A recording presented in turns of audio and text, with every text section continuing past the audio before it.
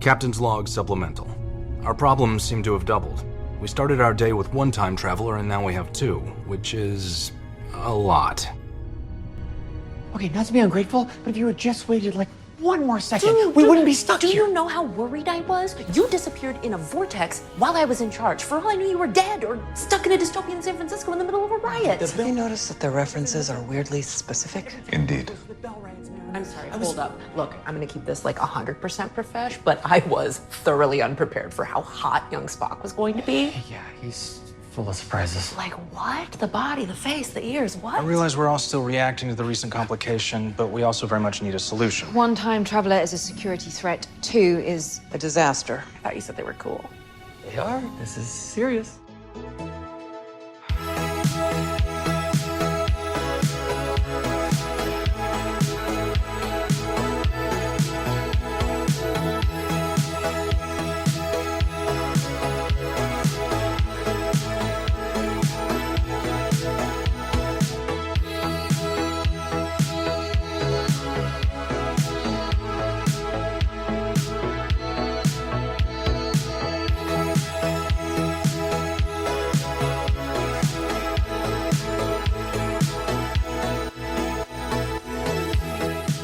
Welcome to Gimmicks, a podcast about the high-concept, experimental, structure-breaking gimmick episodes of TV, from musicals to bottle episodes to crossovers from an animated world to real life. I didn't realize TV was real life. Well, I wish Star Trek was real life. I'm one of your hosts, Derek B. Gale. And hi, everyone. I'm David Arnold. And who is with us today? Oh, me. I'm Cass. I'm real, I think. Are you real or are you just Star Trek real? Because there's a difference. Yeah, who can know? There's actually various iterations of Star Trek cartoon realism, too. And that's part of what we're here to talk about. Yes, so this time we are going where no one has gone before. See what we did there? And covering Star Trek Strange New Worlds Season 2, Episode 7, entitled Those Old Scientists, which features a live-action crossover of two cartoon characters from Star Trek Lower Decks, which is wild. Yeah. And if you're unfamiliar with Star Trek Strange New Worlds or Lower Decks, you're in great company. Strange New Worlds is the 11th Star Trek series that premiered in 2022 on Paramount Plus and just wrapped its second season in August. It was created by Akiva Goldsman, Alex Kurtzman, and Jenny Lumet. And Derek, I think you know some stuff about these folks. Oh, look, normally we don't go like too in depth on creators or anything, but like all three of them are so interesting because like the first two, Goldsman and Kurtzman, you're going to see their names over like all modern Star Trek stuff pretty much. But here's the thing. Akiva Goldsman, he has written movies like In One Camp, Batman Forever, Batman and Robin, the Lost in Space reboot. Nice. So, but also he's written A Beautiful Mind, I Am Legend, and like a lot of the best episodes of Fringe. So like runs the gamut. Then you have Alex Kurtzman, who co-wrote the first two Star Trek movie reboots, also wrote the first two Transformers movies, but also wrote Amazing Spider-Man 2, which and also did all those things with his writing partner, Robert Orci, who's like a really insane 9/11 truther, who is luckily not involved with Star Trek Strange New Worlds. But when you look at Star Trek Into Darkness through the lens of a 9/11 truther, a lot of things in that movie start to make sense and feel a little. So just throwing that out there. Yeah. And then Jenny Lumet, I think it's Lumet, I believe, because she's the daughter of famous Oscar-winning director Sidney Lumet, who directed like 12 Angry Men and Network and The Wiz. So one of two Nepo babies we'll be talking about today. And also, Cass, this is for you specifically. Oh, man. Because she wrote the screenplay for this movie called Rachel Getting Married, which had Anne Hathaway in it. And there's a screenshot of Anne Hathaway from that movie, which we used on that fake Facebook profile. Darla J! Of Darla J in college. Never forget Darla J. I don't. That is just some deep lore incredible. of us that literally no one listening, except maybe Tommy, if he even remembers Darla J, would have any context for what what that means. Just a fake Facebook profile. I don't know if we even need to go into it more than that, or if we piqued curiosity enough, or we should just move on. Oh my to be God. honest. Maybe it's better to just leave it as a mystery. I like that. We'll just bring it up on everything that we're ever on together. We'll just mention Darla J. Maybe she'll come up later in this entire episode, but we won't actually explain the lore ever. Yeah. You have to search around for like the journals in the dungeon and figure out the story of Darla J. Together the history. I just thought that was so funny, and like the weird like the fact that you're on this episode that has those connections is so funny. But anyway, that is a reference for absolutely no one except for the two of us.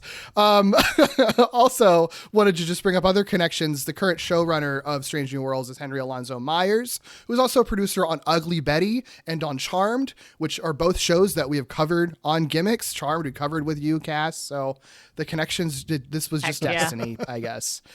So that was the weird tangent that I wanted to go on. I love it. For all these people that are connected to. I mean, everyone's connected to Star Trek in some way. Like, it just every single person in the entire world. That's a really beautiful thesis statement, Cass. Truly. Thanks. Yeah. Okay. Yeah. I think also a lot of people just like Star Trek and want to work on Star Trek and then work on Star Trek is probably what it really is. It's true. Wow, Derek. Well, Strange New Worlds, in the timeline of this all, directly precedes the original series by following Captain Christopher Pike and his crew of the Enterprise in the 5 years before Kirk took reins as captain. It features younger versions of Uhura, Spock, and Kirk, and due to time shenanigans, which this series has done a lot of, Pike is fully aware of his eventual cruel fate as seen in the original series. So wild. Yep. So I didn't know that about this show until I just watched the pilot like a couple weeks ago for the first time. I was like, wow, that's part of it. Well, that's also in Discovery is when he really figures that out. There's the whole episode where he sees it happen, essentially. Interesting. But well, I'm showing how little I've seen of the new Star Treks right now. Ooh, there's a lot to imbibe and catch up on. They're making a lot of Star Trek. Well, and we have to reference a whole other series because this is a crossover episode. So I also want to introduce folks to the Lower Decks series. This is the 9th Star Trek series, premiered in 2020 on Paramount Plus, and is currently airing its 4th season. It is an animated Star Trek series, not the first to be animated, but the first to be a straight-up comedy, created by Mike McCann, who worked on Rick and Morty and co-created Solar Opposites, and follows a similarly fast-paced comedic sort of pace of the conversation, heightened violence, and art style on the Lower Decks. It follows the crew of the so-called Lower Decks on a Starship Cerritos, a California class, particularly Ensign Beckett Mariner, who's improv comedian and podcaster Tawny Newsome, who we'll be spending some time talking about today, and Ensign Bradward Boimler, who is played by Jack Quaid. Notes read, everyone's favorite Nepo baby. Yeah, that's my note. That one's from you. That's true. So sweet. As they get into delightful, fast-talking, and action-packed misadventures, and as I mentioned at the top, I have found this series to be wildly enjoyable to get into. Yeah, I mean, I will say, Lower Decks is one of those things where I remember seeing it announced, like they're doing a Star Trek that's like Rick and Morty. Like I can't imagine that that's going to be any good and that it's going to last beyond one season. And now here we are, and people seem to really love this show, and it's now in season 4. So and it's gotten a crossover into live action. So it sounds horrible. It really does, but it's great. It's so good. It is very fast paced. I think there's even a joke in the crossover episode where they talk about how those characters talk really fast and how the real people talk really slow. So slow. They're talking which is so amazing. Yeah. Cass, that gives me a great chance to like introduce this prompt. What is your experience with these shows and the Star Trek universe in general? Sure. Well, I am very much of the mind that you do not have to be on one side of the fence when it comes to the Star Wars, Star Trek debate, and I feel like I'm a good poster child for this. I think we're pretty much done with that in this era of the world, but I was pretty much solely a Star Wars person. I mean, my partner Tommy and I obviously have our Star Wars podcasts, but I just grew up around. I had a dad that loved Star Trek, but I never had gotten into it. I always said that I just convinced myself that I was more interested in Star Wars, but then during COVID, I watched all of Star Trek basically.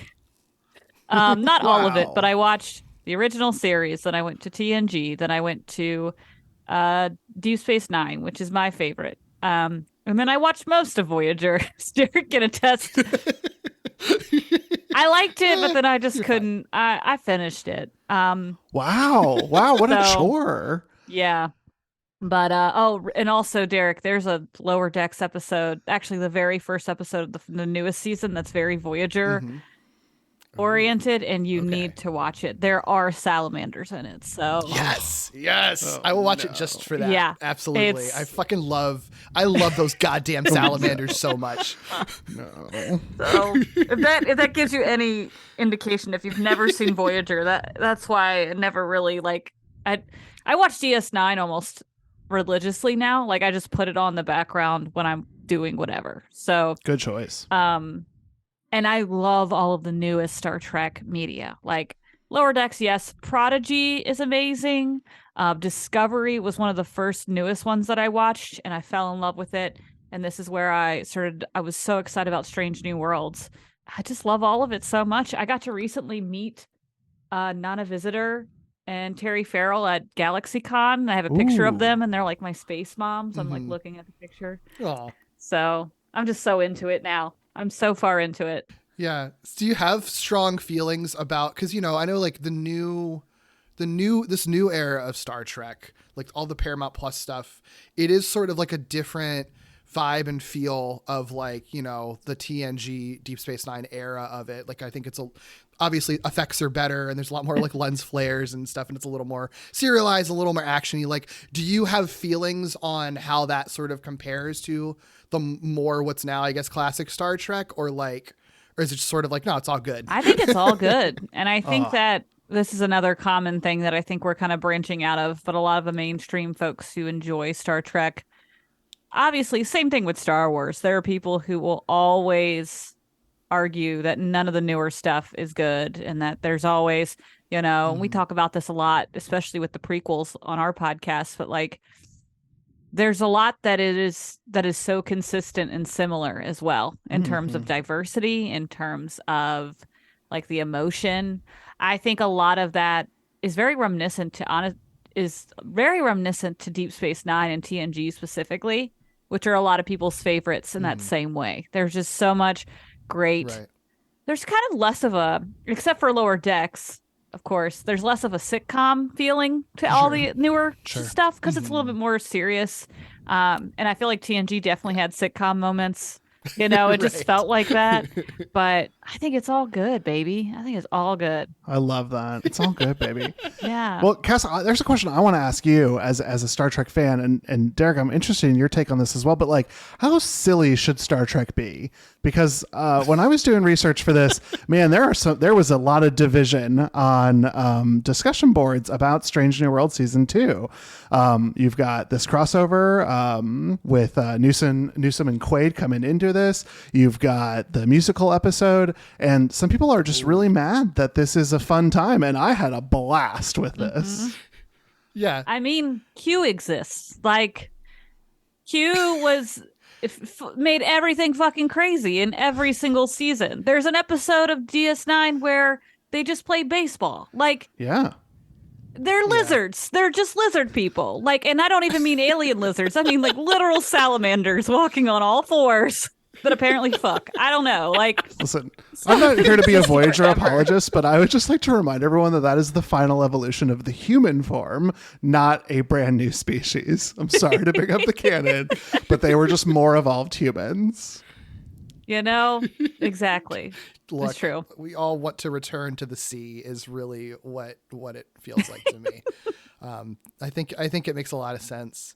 But no, I think I agree with you, because it's like, I think that anyone who's sort of down on the silliness of Strange New Worlds sometimes, which I think that my understanding is that it kind of fluctuates back and forth from being very, very dark to very, very fun and whimsical. That does feel very classic Star Trek, because Star Trek has always had a very silly streak to it. And I think it's really only been recently that I think things have become a lot more serious. But like half of like TNG episodes are just like some weird thing happens and makes everyone act silly. Like, so they go on the holodeck and have a great time. Like there's always, and like so many episodes of the original series are just fucking dumb. Like it's, you know, I think that's part of the appeal of it, is the ability to fluctuate from like serious, hard sci-fi, high stakes stories and just like fun people hanging out on a ship in a utopia. Like, of course things are going to be great. So yeah, I think having an optimistic tone and just being a little silly sometimes,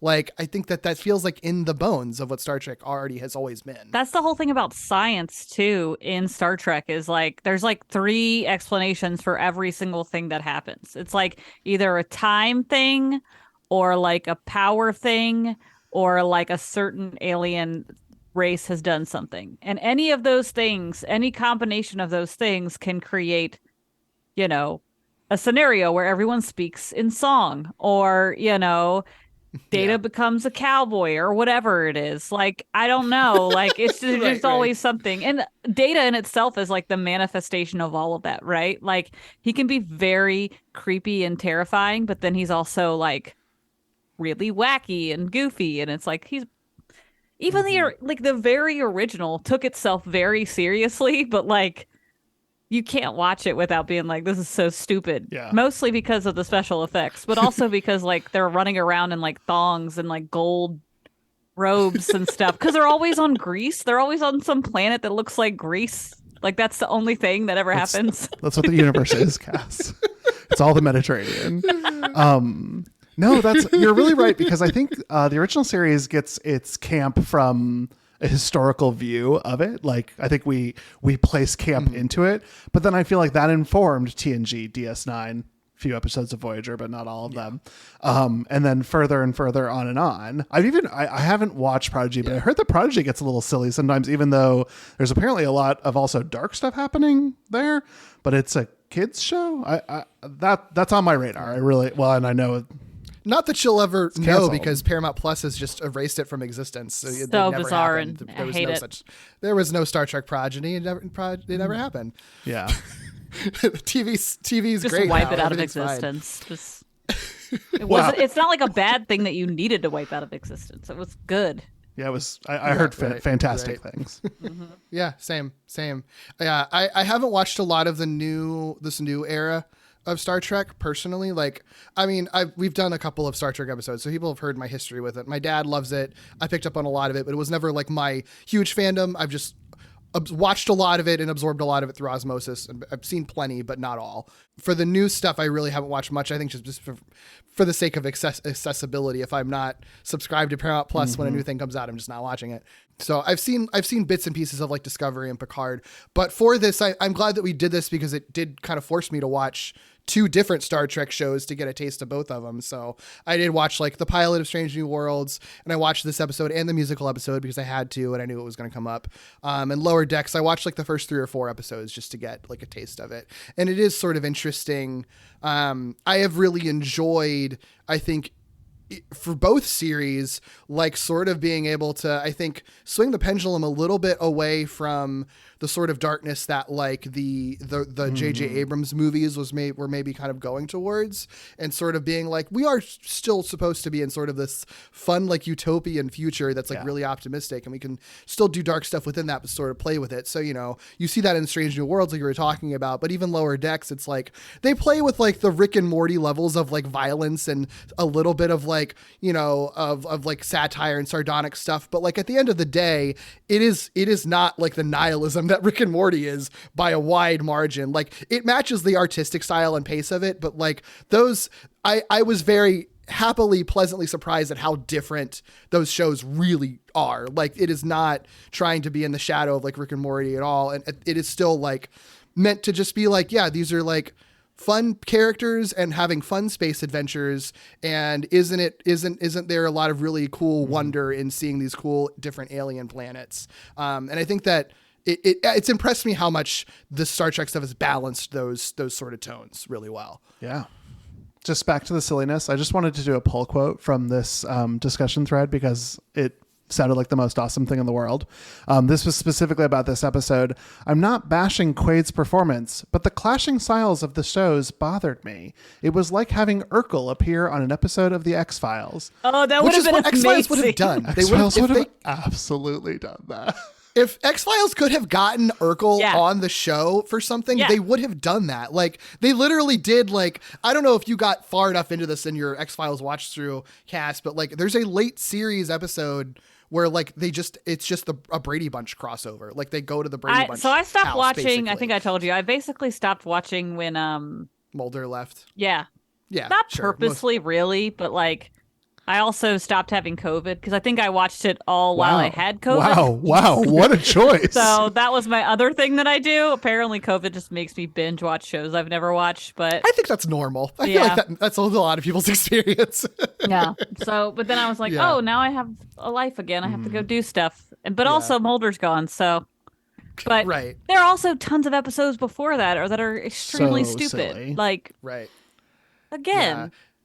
I think people like just have a lot of false memories about TV shows and like get the wrong idea in their heads about the tone of them sometimes, especially if they don't revisit them enough or frequently, or only revisit like, you know, the major plot important episodes and forget how much of like old school TV is just like really fucking silly and stupid. And I love that Star Trek is sort of in some ways referencing that sort of old school style of TV where it's just like, why don't we just have a crossover with a cartoon? Like we're a TV show. We can do it. We'll find some weird science explanation for it. And they do. And I think that's what makes it fun and unique.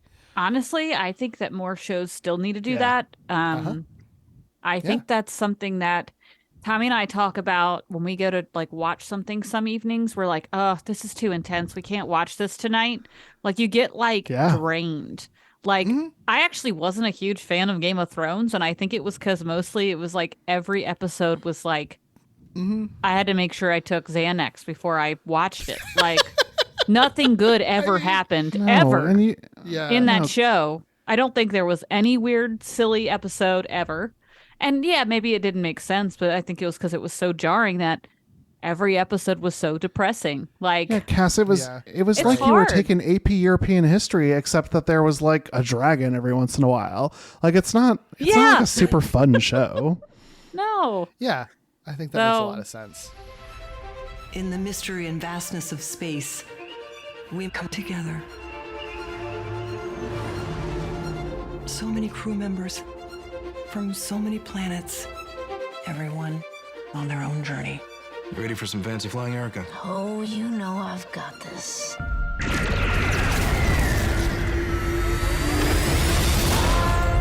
thinking it's a sign that the freckles in our eyes are mirror images. Meet James Kirk. You have an energy. What? It's making me sweat. I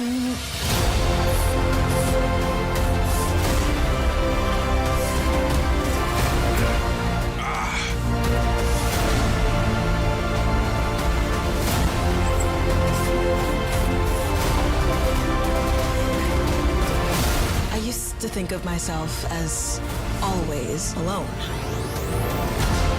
Not on this ship. Through great wonders and great danger.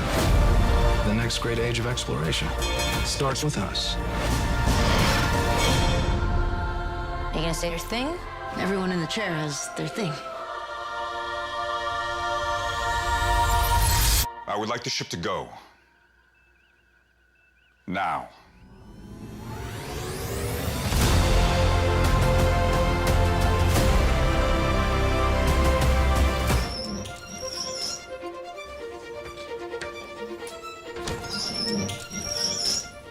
Never seen a revolving door before.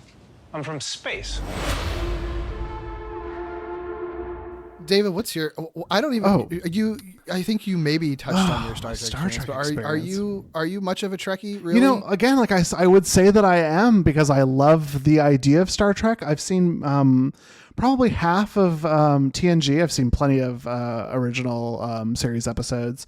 I watched all of Voyager. Voyager was to my household, the way it is to Cass, is that it was easy to put on in the background. I probably have seen all of DS9, but question mark, question mark, question mark. I could probably see an episode I'd never seen before. Voyager was also the time of my life where I would have been recording things on VHS tapes. So carried those around with me long after I no longer had any means to play them. Yeah, that's pretty much my experience. And then, I don't know, I had a full-time job and was moving on to different television that was on. Star Trek sort of left my mind. I watched like one episode of Enterprise, didn't get into it. Me and I guess everyone else in the world, because that didn't take. And then I didn't have Paramount Plus for the longest time, and had no access to anything that I was hearing great stuff about. I would see Wilson Cruz post about his work on Discovery, and I'm obsessed with him. And you put a medical officer into a white outfit, and I melt like I am. Ooh, man. Ooh, it happens in this episode. It's just a good look. It's a terrible look for someone who's going to operate on bodily fluids, but it's a good look. Yeah. I mean, it's Star Trek medicine. But they There's don't no operate. bodily. They just shine a light on things. They just and it buzz fixes everyone. something in their head and go. Did you go to 8 years of Starfleet medical school to like run this dermal regenerator over me? Is this just a push button thing? That being said, while we're talking about medical folks in Star Trek Lower Decks, Dr. Tiana is just the best thing that's ever happened in the world. I love them. That's the cat. That's the cat doctor, right? Yeah. Oh yeah. Okay, so you definitely need to watch. If you have a good sense of Voyager and you like Tiana, then you need to watch. I just started watching the newest season that just dropped a few days ago, and the first one is. Yes. Okay, I'm there. Yeah, it's so good. Yeah. If Tuvix means anything to you, it does. you will. Oh It does. my God, It does. that's exciting! Yeah. I'm so excited for them to Holy shit. roast that. I guess. Yes, yeah, because it's the weirdest thing that ever happened ever. That's exciting. Yeah. Oh. So this episode that we're talking about is called "Those Old Scientists," which is a very funny title. And I'm going to let David read this because you put in a long note and I didn't read it ahead of time. So you can explain what this is. Well, in the season, again, like I said, I looked up something that was like, what are the episodes of Lower Decks and Strange New Worlds you need to see before you watch the crossover episode? And I said, okay, I'm going to do the right thing. I'm going to watch these and only these, so I'm prepared. And that was a major failing. I watched all of Lower Decks that was available to me. So in the season 1 finale of Star Trek Lower Decks, No Small Parts, Commander Ransom, who's played by Jerry O'Connell, our favorite slider, references... not my favorite slider, but a slider. That's fair. He's no one's favorite slider. I don't know why I said that. Commander Ransom references the adventures of Kirk and Spock as TOS, which is what Star Trek fans would use to refer to the original series, TOS. But when asked, he says he uses it for the era of, quote, those old scientists. And it's sort of this running joke. There's a few other references on Lower Decks, like they call Voyager Voy in the Tom Paris is a animated plate episode, which they just say I'm just gonna move on. We're just gonna move past that. You've got to watch all of it. It is so stupid. It was amazing. And they say that's just for short, but it's the 3-letter references that are all the ways that the fans have it on Memory Alpha or whatever other news groups exist that this stuff is being discussed. It's fun. You can really tell. It is so fun. Like even only having watched a small handful of Lower Decks, it's like so obvious how these are written by people who are hardcore fans of Star Trek and know their stuff. Like the references, even when they go over my head, I'm like, I can tell that that's a deep cut reference. And like the voice like actors that. too. Like they're so like Paul F. Tompkins is obviously on it, and who we love, and he's obviously a huge Star Trek nerd. So it's just so fun that they get to just be a part of this world. Yeah. So cool. Tawny Newsome did a Star Trek podcast with Paul F. Tompkins for a while, which or maybe still do. I'm not sure. But yeah, it's so fun. With the original air of this episode, July 22nd, 2023, very recent.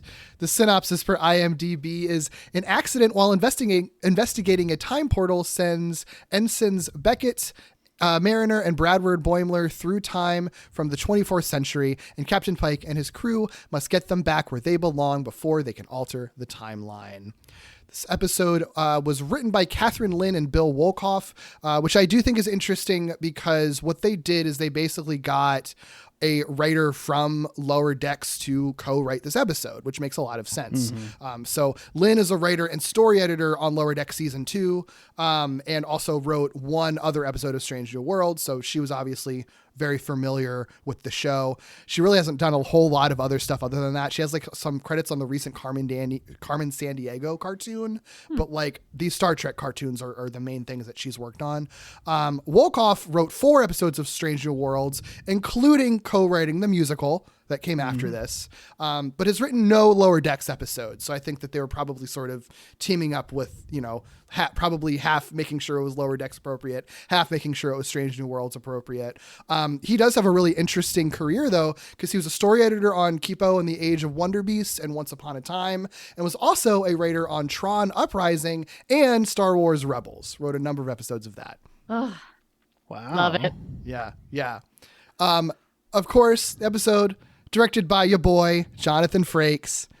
He's Riker, obviously, but he's also a very prolific director at this point. He's directed a ton of TV shows. He's also directed multiple Star Trek movies. He was the director on at least, I think, from what I could tell, he has been a director on at least one episode of every single Star Trek series from TNG onward. He's always shows up for him. I think most shows are multiple episodes. I think he maybe did like only one episode of Enterprise, and so far only one episode of Strange New Worlds. But I think the only reason he's only done one episode is because he was supposed to direct in season 1, but like couldn't because of COVID. And that's how he ended up landing on this episode. I'm imagining he will come back for another one because he directs on everything. Actually, he probably hasn't directed on Lower Decks and Prodigy because they're animated shows. He's not an animated director. But he did voice himself in Lower Decks. Yes. So that's exciting. Yeah. I got to sit with him. Well, I got to talk to him in this very room on Zoom for 1 whole minute. Wow. Again, during COVID, when GalaxyCon was having a, like you could pay money to like do a quick little Zoom. We actually talked about Star Wars the entire time. But that's great because he probably doesn't get to as much. Yeah, he was excited. It was really, really fun. And Tommy had I just remember because Tommy had a shoebox behind me. He bought like, he's really into Magic the Gathering, and he bought like these Magic the Gathering like themed shoes. And Jonathan Frakes was like, "Do you make shoes?" And I was like, "Oh my gosh." No. Wow. It's just really funny. He was just like looking at everything in the room. It was amazing though. I love that. Because how many of those would he probably have done in a day? A lot, like tons, one after the another. And he was just such a delight. Like he's everything to this series that William Shatner's not. Essentially. Just gotta say That's such a good way to put it. True, that is such a good way to put it, though. Yeah, I've never been happier than I am at this moment. That was so great. So great. Yeah, you know what? Has always been way hotter than William Shatner too, so he deserves it. Yeah, I definitely in his daddy era. We were watching Picard because again now I have Paramount Plus, so I'm just doing everything. Yes. And boy, he shows up on that, and it's like hello. Didn't expect. I mean, got the vapors. Troy too. It was mom and dad. And I was there. Oh my God. Yeah. So this episode, the gimmick of this episode, obviously we've talked about it. You know why we're talking about it. It is that it is wild that it is a live action show that crosses over with an animated show. There are some animated segments and those animated characters are brought into live action. And that's, you know, I think that there were conversations about like, for Strange New Worlds, people wanted us to do this episode and they also wanted us to do the musical one because the musical episode is very, very good. And I do think that episode is really, for one, well done because everyone's a good singer, but also like really cool that it finds a Star Trek-y way to justify a musical. But I think for the purposes of this podcast, this episode I think is a lot more interesting to like dive into and explore because it is so unique to see a crossover between live action and animation, especially in the way that this episode does it. Like, there are other examples of similar types of crossovers. Like we mentioned, you know, there are live action Star Trek characters that have animated versions of themselves in Lower Decks, right? Like we've seen that. We've seen like Supernatural do their Scooby Natural episode where the live action characters become animated and join with Scooby-Doo characters. That thing happens, but there is something particularly very rare about seeing animated characters depicted in a live action in general, but especially depicted by their voice actors. Playing them who were not cast and intended to play them in live action ever, just happen to look like the characters that they're playing enough that it would be good enough actors that it works, but like not an intentional thing that Jack Quaid and Tawny Newsome like resemble their characters. That was just like a happy accident that worked out. And it's honestly perfect. Couldn't have asked for anything cooler. I mean, the purple hair was a little off-putting, but you can't not let Boimler have purple hair. Right. Famously, purple is one of the colors I can't see. So it was my second watching, and I said, is like the light hitting his hair a different way? And Mike actually had to tell me that he had a wig on. And I said, oh no, like this was important context information. I needed to know this. I didn't even I obviously knew that his hair was not a normal color in the cartoon, but people in cartoons have hair colors that are odd. Yeah. And I don't think about it like Marge. Marge's hair is Marge's hair, and like that's fine. Yeah. That's just how her hair is. And didn't even clock it. Well, they do a good job making it look a little bit as natural as they could. I was reading like they tried to. They were originally just going to like dye his hair because that seems like the easiest thing. But I think because Jack Quaid was filming The Boys, filming Oppenheimer at the same time.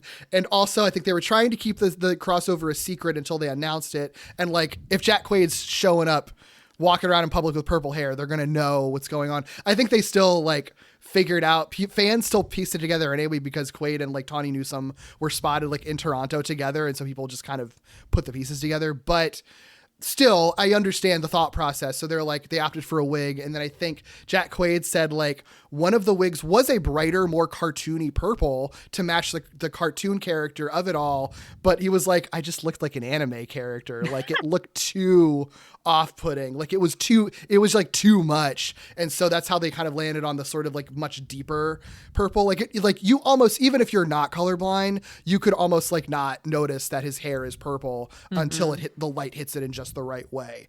Which I think does work, I think, for what they're trying to do with adapting it. Is it just me, or is like the color purple, like the purple hair in most cartoons is like somehow synonymous with like people having dark or black hair? Because like I think I got that from Rugrats, because like half the people in Rugrats had purple hair. I don't know why, but like the dad has purple hair, and like obviously I don't think he's just dyeing his hair purple, but maybe. But also in space, like it makes more sense to be like, oh, everyone's got dyed hair, like duh. It makes sense in like Star Trek because it's the future, and people dye their hair nowadays. So like, it makes sense. It'll just be more prominent and probably easier to dye your hair or whatever. Or some gene splicing makes purple hair just like a natural occurrence. Who knows? I wouldn't put it past Boimler to do this to be a little extra though. Right.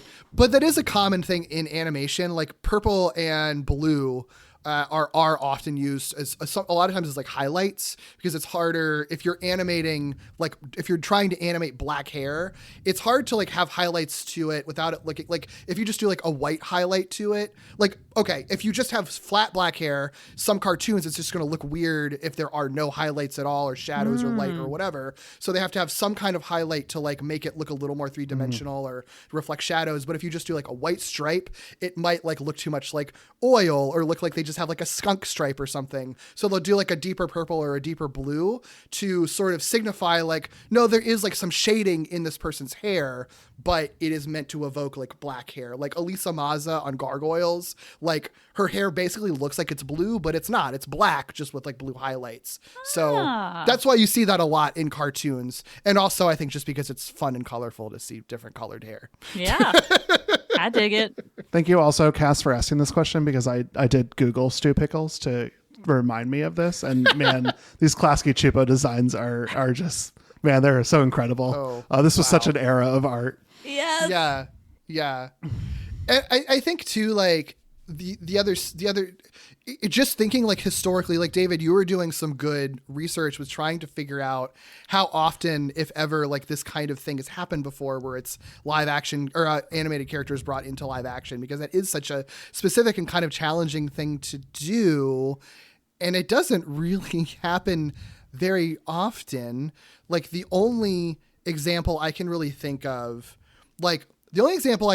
before this show would be things like, I know that there are times when like Jodie Benson has played Ariel in like dressing in Ariel costumes for like, but it's usually for like a live action a live performance or like a music video or something. Like I can't think of any examples of it happening before this episode in a serious way that's not for like a commercial or something like that, you know? Yeah. I think that the only other thing, I guess maybe this happened right before this episode aired, but like Katie Sackhoff voiced Bo-Katan in various Star Wars shows, and then is in The Mandalorian playing Bo-Katan. Okay. And she wasn't cast with that intention. She was just cast as a voice actor, but happens to look like that character enough that they could bring her into live action. So like Star Wars has played around with that, and like Cad Bane kind of, but obviously he's like an alien in makeup, so it's a little different. But they've also done the other side of it where they bring a character in live action, but it's not the voice actor playing them like with Ahsoka. So I think Katie Sackhoff's like really the only other example I can really think of, though, that's happened. There's a few others in Star Wars recently, especially in Ahsoka. There are some characters from Rebels that show up in Ahsoka that are the voice actors that played them. But that's specifically mostly all Star Wars. I can't think of anything in any other series that has done something so like hard. that. The other direction, there's tons. Live action going to cartoons, it's everywhere. Cartoons coming back into live action, even without the voice actors, it's a little rare. And with the voice actors, it seems the Star Wars examples and Lower Decks crossover with Strange New Worlds was the only thing I could find. And I imagine it has to do with like the way that for such a long time animation has been so segmented from live action, like both in the way that studios, view it, and like perspectives from general pop culture. Like I feel like animated series were so often approached as being like lesser than the live action. I mean, even still, it's just sort of like now Ahsoka's a real Star Wars character because she's in live action, like as if like she didn't matter beforehand, like that attitude still sort of exists, but I think it is a little bit more accepted that like just because it's animated, it is still technically can be part of this universe. If you want to do a crossover, it is still on the same level as the live action stuff. Although even in interviews, like Tawny Newsome and Jack Quaid are like, we never really felt like we were really part of Starfleet until we were literally wearing the costumes. And now we actually feel like we're really part of Star Trek. So like the attitude is still there, I think, no matter what. But it's like, I think people are more open to accepting that the animated stuff and the live action stuff can be on par than they ever were before. Yeah. I hope that Noel Wells and Eugene Cordero also get to feel that way, because we hear them in this episode. We don't get to see them. I don't think they're as analogous as Tawny Newsome and Jack Quaid. I think they, with makeup, could have been. They're fantastic, and they're great cast. They're well cast on Lower Decks. Yeah. Yeah, I was kind of hoping we would get a live action Tendi, but man, cool. Well, no, she offered, and Pike shut that right down at the end of the episode. It's true. At least we got some Orionites. Is that what they'd be called? Orions? I think just Orions. Yeah. Orions. We got some. At least we got some of them in the episode, so we know they could do the makeup.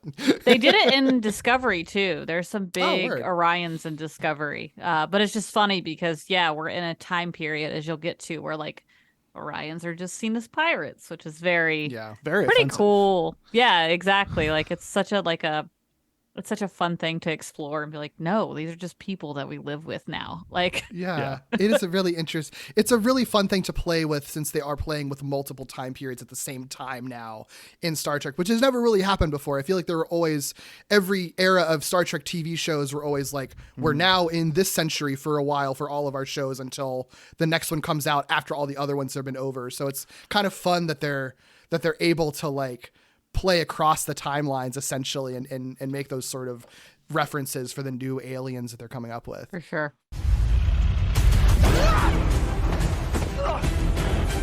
Number 1 to Enterprise, we might have a problem. Computer and program? Never mind. He's Starfleet and from the future. Let's get our friend home before the alters the timeline. Riker. What are you doing? I feel like I'm trying to stop a toddler from knocking over the furniture. Oh, hell yeah! One time traveler is a security threat. Two is A disaster. I thought you said they were cool. They are. This is serious. The background for this episode, there's not like a ton of interesting stuff really. I'll just kind of breeze through this, but like the way this episode came to be, as wild and ambitious as this concept really is, it really was just sort of like one of the Strange New Worlds writers, David Reed, worked on The Boys with Jack Quaid, and they just talked together. We're sort of like, wouldn't it be cool if like you came onto my show, Strange New Worlds, because you're already in Star Trek? Jack Quaid's like, yeah, that would be really cool. So they go to the rest of the staff, and Alex Kurtzman, who's the showrunner, is sort of like, weird coincidence. I also was literally thinking the same thing independently of how cool that would be if we did it. And so it just sort of wrote itself. Everyone was just sort of like, we like Jack Quaid, so let's do this. Like, why not? And I think that was like the initial inception was that it would just be Jack Quaid, because he's sort of like been a kind of an exploding star in the past few years, just popping up in everything. So it did sort of make sense that like, we'll get this, it'll be like a big guest star thing to have him in live action. And we get to double it as being a crossover. But McMahon, the creator of Lower Decks, really pushed for Mariner to be involved because she is like the co-protagonist of Lower Decks. And Tawny Newsome, even though she's not as widely recognizable in live action as Jack Quaid, she's really fucking good and a very good actor and could pull off playing her character. So he really pushed for her to get involved. And I think that's kind of why like the first half of the episode is very Boimler centric, and then she gets involved as sort of a remnant of their original like Solo Boimler. Solo Dolo. Yeah. And then once they landed on both of them being involved, it was sort of like, all right, we're going to encourage them to bring that Lower Decks energy. So like Stranger Worlds cast had said like they don't really ad lib that much, but obviously Quaid and Newsome do. Like especially Newsome is an improv person, and so they were sort of like, y'all ad lib as much as you want. Jonathan Frakes encouraged it. Like they were sort of like, you guys are a chaos bomb on set, and that is appropriate for the characters you're playing. You're fanboying out just like your characters are. Like they really aren't that dissimilar from the characters they're playing on the episode. And apparently like Tawny Newsome was like so into like being on the Enterprise that she was just pushing buttons and turning knobs all the time, to the point that like she broke a bunch of stuff, because they're all just props. They're not like real buttons that work. So you push it too hard and it's gonna break.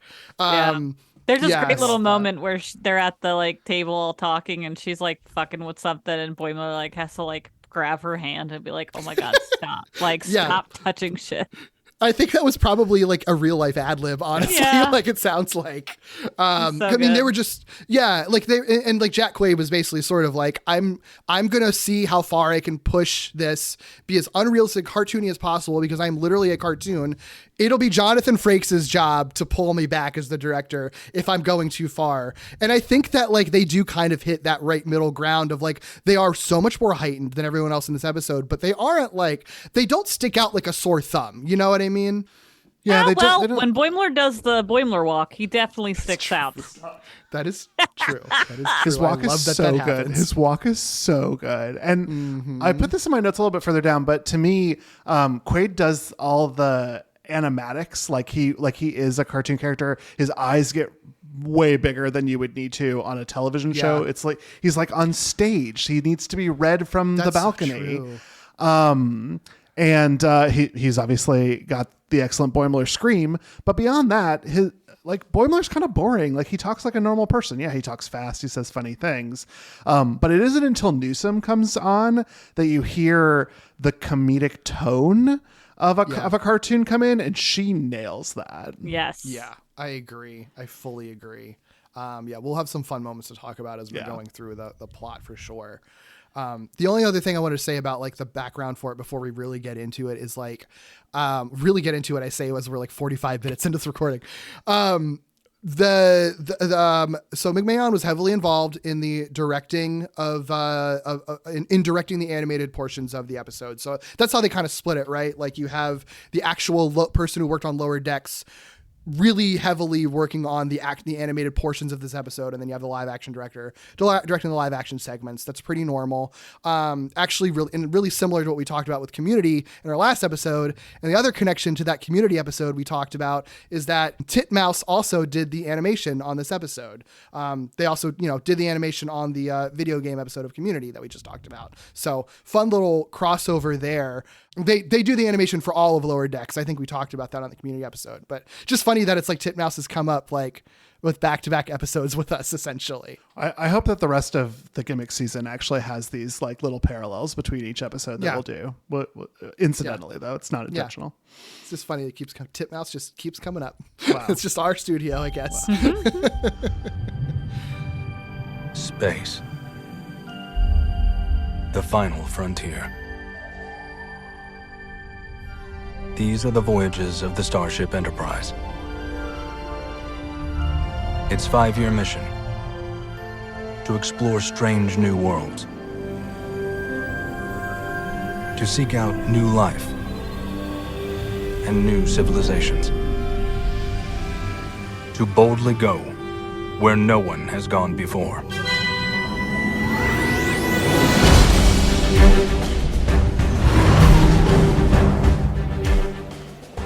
Well, let's get right into it.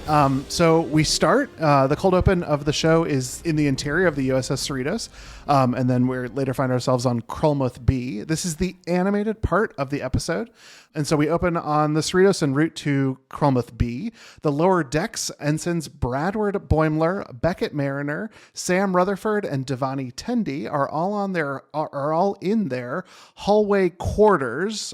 Strong quote work going on there, because they're just bunks that are built into the side of the hallway. And they're all discussing their assignment to look at the inactive portal that's down on the planet. They discover that the portal's still there. Oh, I bet Spock stood right here. Mr. Boimler, hand me that scanner. Oh, that's great. Is that your Spock? Yeah, I've been working on it. Old scientists, old starships. We're here, like, right now. Maybe live in the moment. I know, but sometimes I wish I could have lived back then. Yeah, no thanks. Right now when I disappoint people, it's no big deal. But back in the past, I'd be disappointing Uhura. Disappointing Uhura would be cool. I wish I could disappoint Uhura. No, it wouldn't. What are you talking about? Oh, I gotta get a picture of this. Hey, Boimler, this way. Give me a Spock pose. Oh, yeah. Okay. Live long and prosper. Guys, the ancient thing is doing a thing. Help! The portal's trying to portal me! Stop lurching towards it! Boimler! Remember me! Boimler?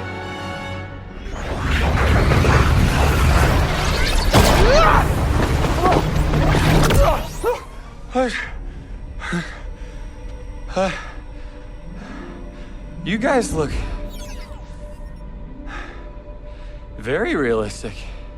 The portal activates and drags an animated boiler through to a live-action Krolmuth B, where Boimler lands at the feet of Spock, Una, and Leon, muttering that they look very realistic before passing out. I love that the episode opens with the animated segment of it, because if you aren't paying attention to like press releases and spoilers and stuff like that, and you're just watching through Strange New Worlds, it's got to be like, oh, did I press play on the wrong Star Trek show with this? Because there's no indication that you're watching Strange New Worlds until Boimler literally tumbles through that portal, which I think is very cool, and does feel sort of unexpected that it like happens that way and happens so rapidly, and then it's just like, now it's just Jack Quaid on your screen basically. Yeah. I think some of this does come from the idea that we're in a streaming world, though, because Sure. if you have access to Strange New Worlds, you must have clicked on the Star Trek bevy of shows, so you're aware that there's an animated show. But imagine a world in which this just showed up at 9 p.m. Eastern, and you did just click it on. Oh, how cool would that have been? Amazing. Oh, yeah. I wish. Yeah. But then we would have had to listen to commercial breaks in the middle, and so I would have been desperate for the next thing to happen. I also love how Boimler already starts, because of course, even when they're not in animated form, they're constantly referencing other things. And I have a note, because I was looking up different Easter eggs that happened, and obviously, like, he gets sucked through the portal and he's like, remember me? Yeah. Which is actually a TNG episode. It's something that Beverly says when she gets sucked into a portal. It's right. They're so heavily like these characters are so inundated with like just references like that it's even funnier when they finally get to reality and these people are like, none of this has happened yet. I don't know what you're talking about. But he can't stop himself, as we'll talk about throughout this episode. Like Brad Boimler just loves to reference the past. Brad Boimler should have a podcast pitch for season 4 if you're listening. He would make such a good podcast host. Podcasts don't exist in the 24th century. That medium has died out. Oh yeah. Oh so no. long ago. We're like a Blockbuster. Well, we'll have to make our own holodeck program with Badgie then. Yes. Oh God.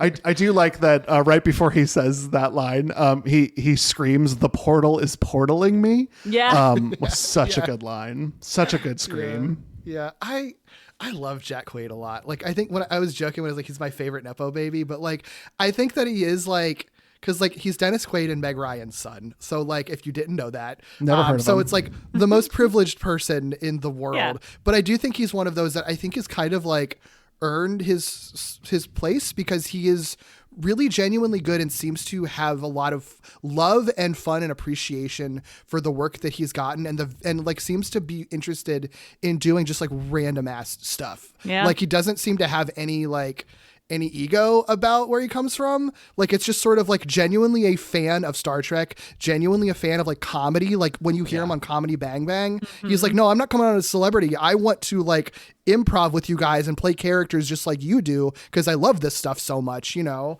Like he's done like horror movies, like he did the Scream movies. He's voicing Superman right now, which is a wildly different performance than playing Boimler, and he's really good in it. Yeah. And like and he seems to just have so much genuine love for this stuff. So like I don't know. I really hope that he doesn't turn out to be a problematic guy at some point because just, you know, he's a young, rich white guy. So like he probably is somehow, but at least at this point, I just have a lot of love for him. And I do think that like, he seems to be having so much fun in this episode. And yeah, I like Jack Quaid a lot. That was my Jack Quaid tangent. That's what I love about franchises like Star Wars and Star Trek is that the characters, especially in the animated stuff, the voice actors have so much fun and they genuinely love doing it. Like it's just so fun to watch them. Like recently I've been really obsessed in the same way with Jack Quaid as I have Hayden Christensen. And like I've just been so proud of him for some weird way. Like just so happy for him that he gets to be back in the area, you know, and doing stuff and clearly loves Star Wars just as much as we do. So it's very similar. I want to talk about this title sequence because I do think it's fun that in addition to all of this, they do an animated version of the opening credits.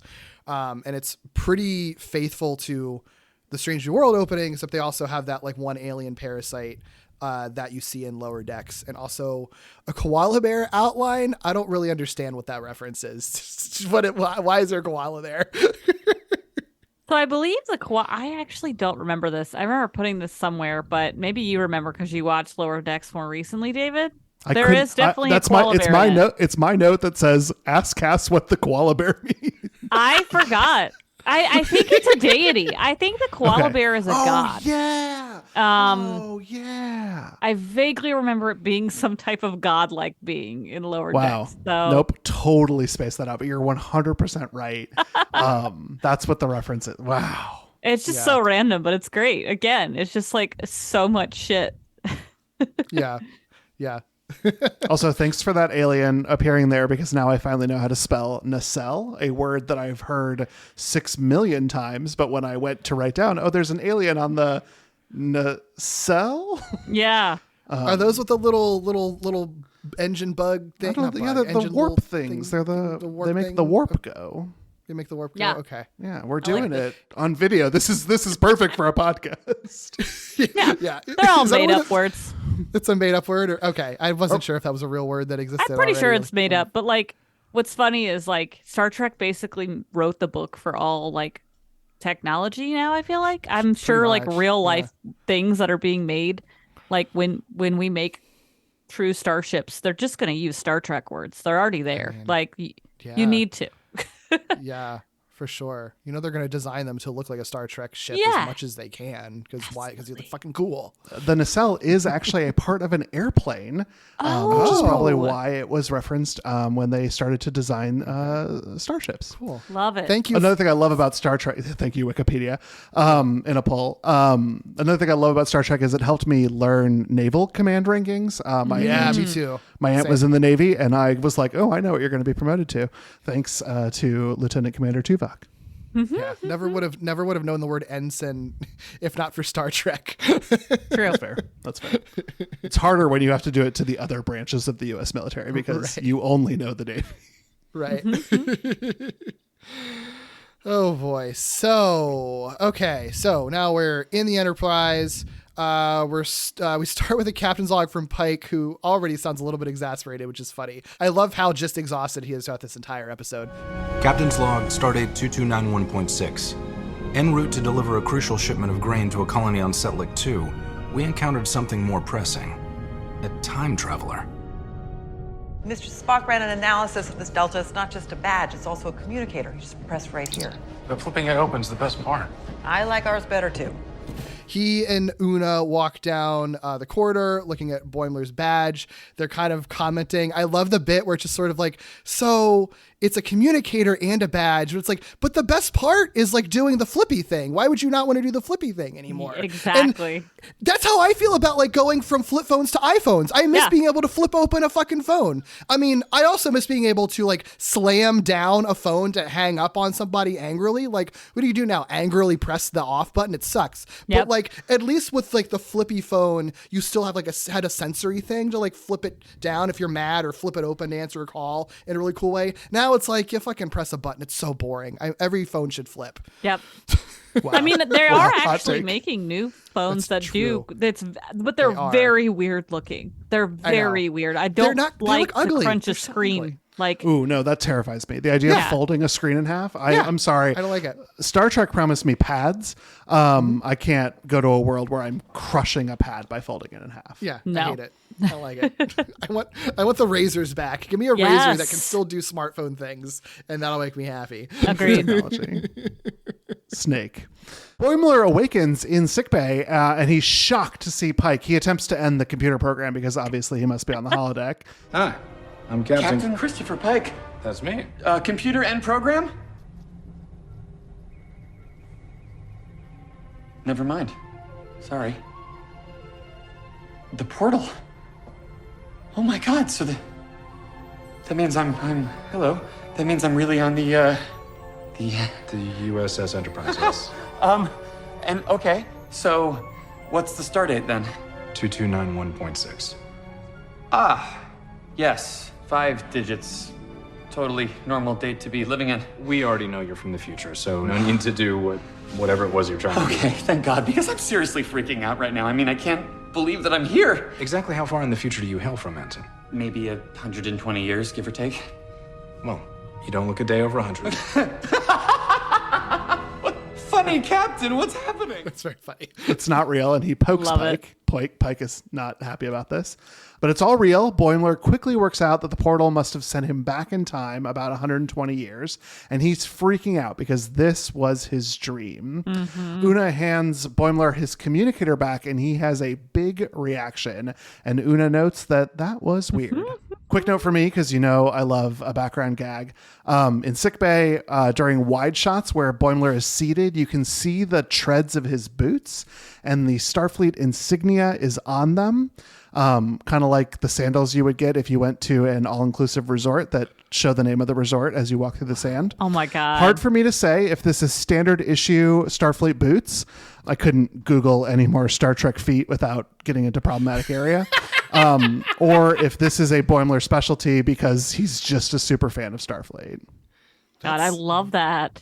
What a good pull. Jeez. I need some of those now, though. I know, right? Yeah. Absolutely. I mean, I'm sure they have to exist. They have to. Absolutely. I do like to believe that anywhere Boimler walks, there's just a small imprint of the Star Trek insignia. That's so fun. It's everywhere he goes. I love that. So we get a lot more of Boimler nerding out. I mean, that's like half this episode is just him nerding out about stuff. Yes. It's a classic SCOM's operating system. Don't touch the buttons. No, I wasn't. No. Look, I recognize this future knowledge is so boring, the chances of it changing history are low. But let's review temporal protocols regardless, okay? 1. No interfering with past events. Got it. 2. No sharing knowledge of the future. Yes. Definitely won't happen again. Worf's honor. Dang it. And Land's like reviewing security concerns about time travel with Boimler, obviously. I love how like it's fun. And I know like even in the context of Strange New Worlds, there's literally already been a time travel episode and like the whole show starts off with Pike knowing the future and everything. So like I love how like time travel is just like, oh, you're a time traveler. Okay, you know how this goes, right? Just don't talk about it. All right. Like everybody is so like they're not necessarily chill about it because they recognize that it is a big deal to have to deal with it, but it's more like they're annoyed that they have to deal with it. It's like, God, now this is a fucking time travel. Now we got to worry about breaking the time stream now. Like we already got stuff to do. Come on. Like nobody is enjoying. Boimler is the person enjoying this the most, and he can't even really enjoy it because he's so paranoid about like destroying the timeline. So like everybody is just like frustrated by the scenario. It's just such a funny like sort of position to be in, and like so self-aware for Star Trek, which has done so many time travel stories over the years, to just be like, y'all know how this goes. Like, don't act. It's not a big deal. Like we know. We're just gonna. You guys gotta figure it out. There's literally time police. Like, there's a whole section of Starfleet that's literally just like these people that nobody knows that aren't allowed to be attached to anyone. Like, and they just like show up and are like, don't say anything. Don't talk to anyone. Don't look at anyone. Whatever you saw, but they don't like memory wipe anyone. Like they have. I guess they probably have that technology. I'm assuming because people if you can travel through time, you must be able to wipe someone's memory. You'd think one would precede the other. Yeah, but most of the time they're just like, we just Scout's honor. Don't say shit. Like like that. Speaking of like emotional like vicissitudes, it's like this episode is so funny, but then a few episodes before, the reason Lana's saying this is because she had a really awful experience time traveling that basically like is probably one, I don't know, like probably one of my favorite Star Trek episodes of all time. Like it was very good and very awful. Devastating. And we get 15 seconds of it in the last time on, to which I was like, oh wow, I need to add that because that was not on my list. But yeah, it was intense and sad. So it's kind of weird that we're doing it. It's a little bit of a joke because obviously we're there with Boimler, but you're right. She is referring to something capital T tragic. Yeah. And actually this is a little bit of a segue, but like, I think that one thing I'll give this show credit for, another way that it kind of feels like throwbacky TV in a way, is that I hadn't watched that episode. I'd only seen the pilot of Strange New Worlds before watching this.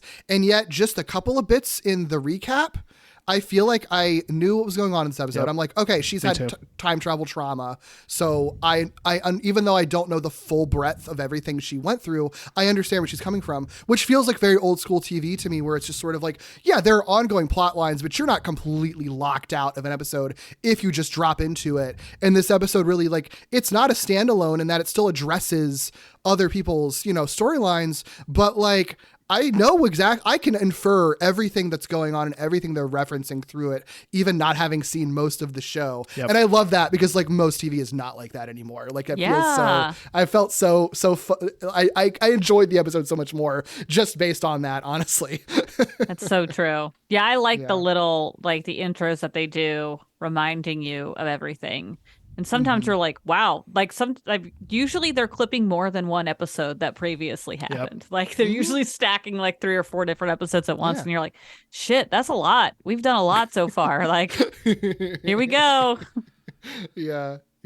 Boimler does, though, swear not to share any knowledge about the future and gives Worf's honor. Yes. And then immediately is like, oh, fuck. David, I got to call you out. I'm sorry, man. I'm sorry, buddy. I got to call you out. You spelled Worf like... I did, like a fisherman's wharf. That's my bad. You spelled it WHARF instead of like... I love that. Worf's name's actually spelled. It's okay. So don't look too close to the notes. Most of these Boimlers are Boimers. Oh, that's funny. It just... it's a hard thing to type. Boimler, boiler, boimy. Not a lot of boilers, surprisingly. A lot of Boimers. I like Boimler. Whatever you call him. Boimler is recording a log of his experiences in Captain Pike's office. Ensign's log, stardate, the past. So, I'm waiting. Not really sure what I'm supposed to be doing. Oh my god. Okay, touching this can't possibly change the future, right? Whoa. Riker! What are you doing? He gives us the star date, the past. And Uhura is there, question mark, and confronts him about getting on the saddle in Pike's office. I love how he jumps on it. Riker. Apparently, this was an ad lib hit, him just yelling Riker when he gets on the saddle. That was not expected, and Frakes apparently fucking loved it. He was I'm just like, sure. hell That's yeah, his that is signature hilarious. thing. Yeah.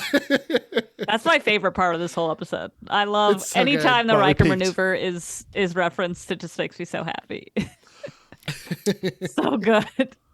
But Boimler starts this process of admiring Uhura and remarks that his best friends would be so excited, but Uhura has no idea why she's so remarkable. And we can tell she's getting a little skeeved out about it. Yeah. Una comes on the communicator to summon Boimler back to the planet's surface, and they are ready to beam back.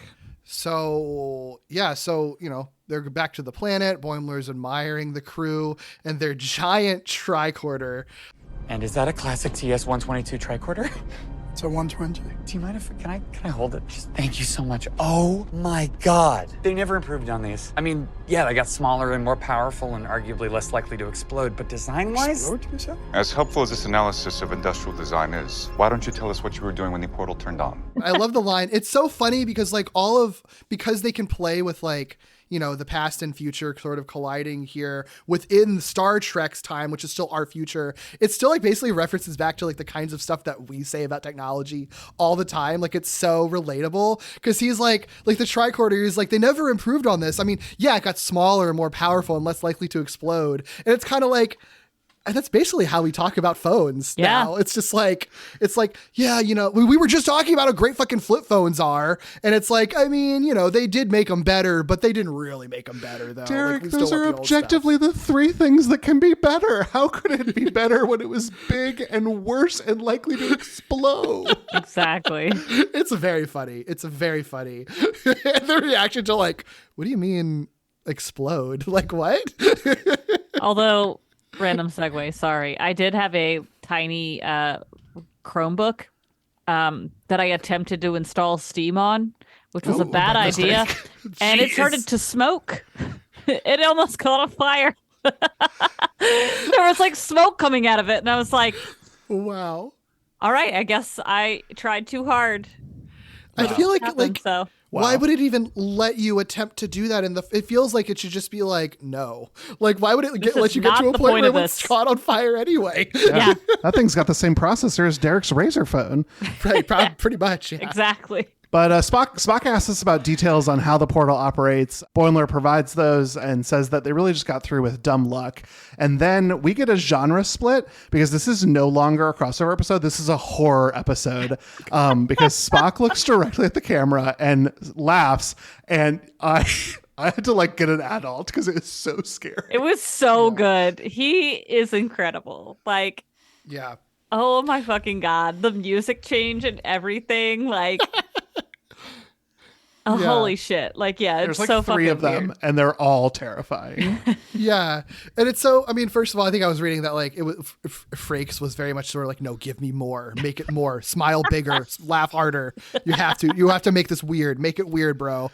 But it's I think a smart thing about what they're doing with the Lower Decks characters, especially Boimler, is they are fanboys in the same way that we are. They are watching these characters just like they're reacting to them in the same way that we would if we were in their shoes because we watched their adventures just like they've read them. So it's unnerving to us as the audience, and it's unnerving to Boimler because he's basically has also watched the original Star Trek series and knows that Spock not having emotions is a core part of his character, and it's just so smart that we're on the same wavelength as this cartoon character right now. Whoa, man, hold up, this isn't supposed to happen.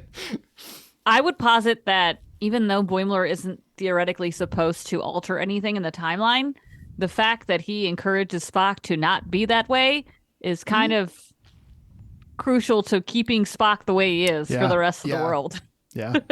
Yeah. And same thing with Uhura, kind of reflexively with Mariner, for Mariner to teach her, because there's this whole thing where Mariner's like, oh, she's so lively and cool, and like, she's not. She's a freaking nerd. So like the reason she's not anymore is because Mariner gave her alcohol and like taught her how to be cool. So like they clearly had an influence in a good way on their favorite people, which is kind of neat. Yeah. I love that. There's definitely like a little bit of like a closed time loop situation happening here. Yeah. And I love that too, because it is sort of like, people that like that you were looking up to your heroes, and you get to sort of make your heroes a little bit, which is something really special and cool. Yeah. So Pike is communicating with the planet and announcing that there's this problem with an approaching Orion ship. And Boimler arrives on the bridge and is very excited to be on the bridge, just like anybody who, if you're a fan of Star Trek and set foot on the Enterprise's bridge, you're going to freak out too. Oh my god, oh my god, oh my god! I'm on the bridge. NCC 1701 dash... nothing? What would come after the dash? Nuda, hail the Orion vessel. Mr. Boimler. Yeah, hey. Come stand here. Yes, sir. They have this fun like sort of subplot going on where like Boimler's one of his best friends in Lower Decks is an Orion. They had like a little microaggression moment in the teaser where it's sort of like his Orion friend is sort of like, some Orions were scientists back in the day. Not all of us were pirates, even though that's like a common stereotype. It's kind of offensive now. So that's in Boimler's head. And so now when the Enterprise in the past is being confronted with an Orion vessel, he's sort of like, oh shit, like maybe I need to like instill my future wokeness onto like the past and be like, by the way, guys, not all Orions were pirates. Some of them were scientists. So I feel like this could be a science vessel. And we also learned that Tendy's grandmother is on the ship. Yeah, Tendy's grandmother is on the ship. So like he has a good justification for being like, no, this is a science vessel right now, which everybody on the Enterprise is sort of like, I don't know. But Uhura connects the hail. The Orions confirm that they are a science vessel. So it seems like Boimler is like did some good, but then the Orions are like, yoink, and they beam up the portal and just jump to warp and leave. So now they're stuck with the time traveler because he can't get home because the supposed scientists just stole the portal and went away, which feels like pirate behavior to everyone on the Enterprise. But they might have just been scientists taking it's a scientific the artifact portal. they thought was theirs. Yeah. So, which is true. Yeah. Sure. Right. Cass, you could probably give us some context for this, but when Boimler comes on the bridge, he mentions that he's on the NC 1701 dash nothing, and the other characters go, what should come after the dash? The dash denotes a sort of designation on which version of the Enterprise this is, right? Yeah, that's all I assumed. I think there is a little bit more than that, but because clearly there's some like retconning of the Enterprise or the different versions of the ships and stuff like that. Because Enterprise, I think it's a reference to the show Enterprise, which has the Enterprise, so that's a little bit different. So there was a little bit of like retconning there, but yeah. Isn't TNG, isn't it Enterprise like C specifically? And then it's like the parallel universe one is Enterprise D, right? So exactly. Yeah. Yeah, so that makes sense. Sense. That's the joke, is that there's no letter after it, and they're like, why would there be anything after it? It's just the one ship that we have. It's not like it's gonna get like blown up and then rebuilt in the future or anything, right? Like in another TV show. But then also, that's actually one really cool thing. I'm pretty sure, I think it happens in Discovery, which also has a ton of time travel. Like literally, the main plot of that is that they go like after the first episode, they go into the future, and they're stuck there for a really long time. Gotcha. And there's like I'm fucking this up and someone's going to yell at me, but it's either this series or Discovery where there's like there's like the whole museum of ships that are all like all around the whole port, which is really cool. So Well, the end of that scene takes us to the act break, and then we come back from not a commercial because this is on streaming, and we're back in Captain Pike's office. Pike thinks he's made a huge mistake in listening to Boimler and admits that it is nice, however, to be thought of so positively by someone. And Una is like, yeah, must be nice, because every time he talks to me, he freaks the fuck out, so he must know something about my future. And you can see that she's a little worried. Yeah. I love, also, I know we talked a lot about the Lower Decks actors, but like Anson Mount, hottest man alive. Like he's not even really my he's so beautiful though. He's like not even really my type, but when I was at Dragon Con, me and my friend Chris were just walking through, where the celebrity areas were, and Anson Mount was there. And we just both looked at him and were sort of like almost fainted, because in real life, the man is just as beautiful, if not more beautiful than he is on screen, to the point where it's sort of like, I don't understand how you are real. Like, are you a robot? Like, it doesn't make sense. Like, that man is so beautiful. It's weird, but he's also a very good actor too, but also very gorgeous. He's an amazing Pike. Like, just the little, I love that. There's obviously kind of similarly, there's the moment in a little bit where when Mariner's finally there, she's like, he dressed up for you at Halloween and he could not perfect your jawline. And he's just like smiling. Like, he's just like, oh, really? Like, so adorable. Yeah. I'm not usually into like, I always joke that like, who's the guy that played Superman recently that was also The Witcher? Henry Cavill. I don't think he's attractive as Superman, but as The Witcher, he's really hot. That's so fair. Like, that's just how my brain works. But like, there's something very specific about Pike that is just so, he's such a cute guy. Tommy just messaged me because apparently he's listening to everything I'm saying. And the Museum of Ships was in Picard was what I was thinking of. Wow. Which makes sense because it's like a museum. Makes total sense. So So 4 folks have played Pike, apparently. Jeffrey Hunter in the original series, or I guess both Jeffrey Hunter and Sean Kenny in the original series, Bruce Greenwood from the films, and now Anson Mount. Cass and Derek, do you share this with other Pikes, or is it just Anson Mount? Either answer is acceptable. I think it's just Anson Mount for me being like so attractive. He's got great hair, just great. Yes. It's it's some weird like the poster child for like a Star Trek captain. Like it just like he really feels like a very classical Star Trek captain in just a really fundamental way. And I don't, it's hard to really explain what that is. I think there's something to like, he's like a very masculine presence, but still is like has a lot of like softness and emotion to him. Like a very good at being a commander, but also very good at like connecting to people on an emotional level, like he feels like strong dad and also kind of like daddy at the same time. Yes. Like, well, that makes sense because Kirk is his like, I almost want to say Padawan, but like, he like, he's informed by him. So he has to be like more perfect than what Kirk was for people's like poster child, for the guy who like, completed the Kobayashi Maru and like has all these like legendary accolades. His instructor has to be even better, And so I feel like that's why Pike is like so good. All this talk about poster childs, we're getting ahead of ourselves, gang, because we've got the ultimate poster coming up soon. But for now, Pike asks, where's Mr. Boimler now? Which gives us a great smash cut to the mess, where crew members Chapel, who plays a civilian nurse in a great white outfit, I think I've already expressed my interest in this, and Ortega, who's the helmsman, are messing with Boimler, who is very gullible. What you got there? Hey, nothing. Just doing some, warp field mechanics. Well, as long as you're not borrowing it to input any future knowledge. No, I don't think I did. Let me just relax. I'm just busting your chops. But seriously, you should probably erase whatever you just did. Aye, yeah. So, how are you feeling? Has the uncontrollable vomiting come in yet? What? Oh, chronoton poisoning. It's really common, but you just want to make sure you're close to a bathroom. Okay, are you guys both messing with me? What's happening? Yeah. Hey, what's the future like? Do you have jetpacks or what? We have jetpacks now. I know, but like smaller jetpacks. Ortega asks if they have jetpacks in the future. Chapel reminds us that they have jetpacks now. I wrote in my notes, do they? Question mark, question mark. Yeah, I've never seen anyone in Star Trek ever use a jetpack once. No. Like, I don't... I guess they don't really need to, for like, why would they ever need to use one? No.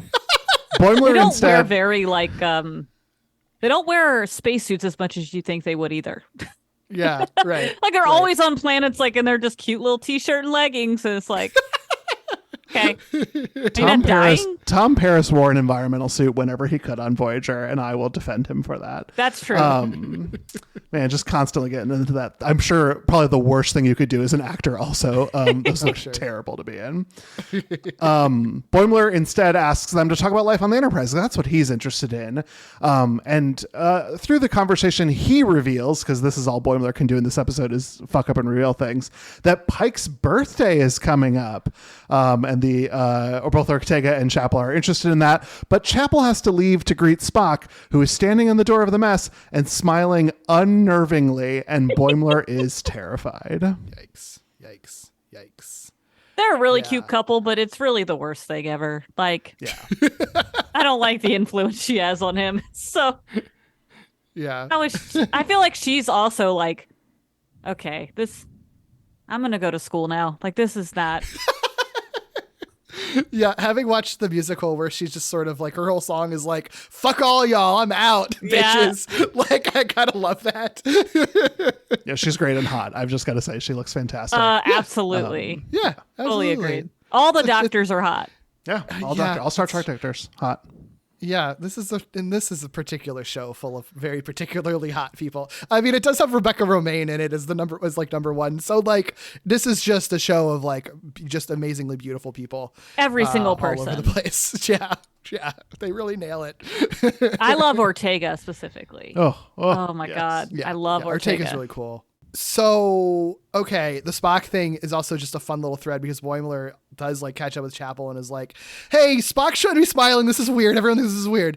And what's fun too is that like, because they have this time travel element, like he assumes that he's fucking with the timeline and is sort of like, I am so funny being from this comedy cartoon that I made Spock laugh when he's not supposed to. That's how funny I am. And notice Chapel's like, no, it wasn't you. Don't worry. You're not that funny. It was my hot white medical outfit.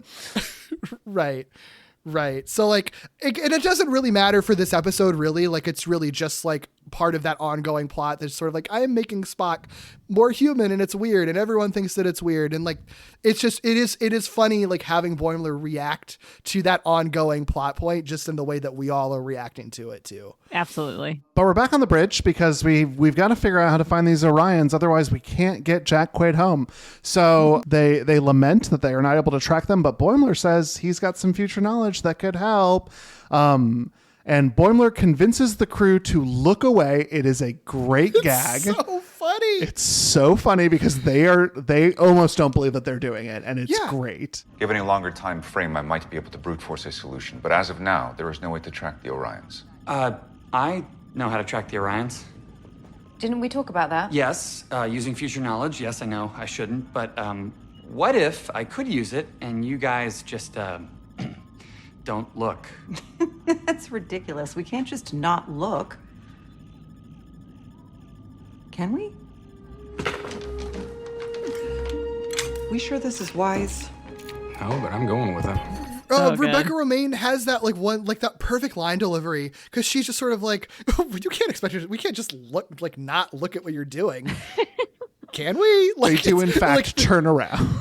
Yeah, it's almost like it's like the most un-Star Trek-y resolution because every Star Trek thing has to be like technobabble and stuff, and it is the most like Occam's razor. Like, I guess if we don't see what future stuff you're doing, we're not going to know, so it doesn't matter. Like, okay, we'll just literally turn our backs. Like, it's so funny. It's such a funny, like, why has no one in any time travel situation ever thought of this before? Just turn around. Like, just don't be in the room when they do the future shit. And that's all, like, then it doesn't matter. I also like that in order to achieve this, he has to do something under the console. And I don't think about Star Trek consoles having an under. Obviously they do. Right. But that they're all tippy tappy. Like this is not a rewire something sort of situation. A lot of wires under there, apparently. News to me. He's lower decks. He would know. He would know. That's so true. He would know. Yeah, their idol is oh my god, he's my favorite person in the whole O'Brien? world. Yes, O'Brien, they have right? a statue of him in one of the episodes of Lower Decks, and I'm like, this is the best thing in the entire world. That man knows the underside of a console. Tell you that. He knows the underside of a couple things, if we're being honest, Cass. Agreed. I would too have a statue. But ultimately they are successful and they catch up to the Orions, but Boimler doesn't want them to harm them. He makes an appeal to Pike saying, diplomacy is one of your many strengths, including really great hair, as we have already confirmed. Yes. They hail the Orions and negotiate for the return of the portal, eventually agreeing to do so if handing over all of the grain that they were originally transporting. And this is when the episode gets like really good because they got the portal back. We're all good. Boimler's ready to say his goodbyes. The portal restarts. There's only one. They emphasize that it's only a one-way trip kind of thing. So of course, when he's literally about to go through, Mariner, aka Tawny Newsome, comes like tumbling through, crashes into them, and it's sort of like, "We came here to save you. We're on a rescue mission." Oh hell yeah! I did it. Mariner, what are you doing here? I'm saving you. No. We only had enough for one trip. Oh. Whoa. Wait, Boims, did I time travel? Okay, so is Ahura here? This is amazing. Wow. You guys are great, but is she here? Oh, the uniforms. Pike to Enterprise Oh, Mariner, please. 5 to beam back. Ooh, the ranks on the sleeve, I don't know about that. You see, he has the old thingy. The portal just shuts down, and it's like, well, you actually fucked everything up now. Now there's 2 time travelers. So good. Great. I truly hope you cut this in here, but can I try to do my best Tawny Newsome? Wait, Yes. Boims, did I just time travel?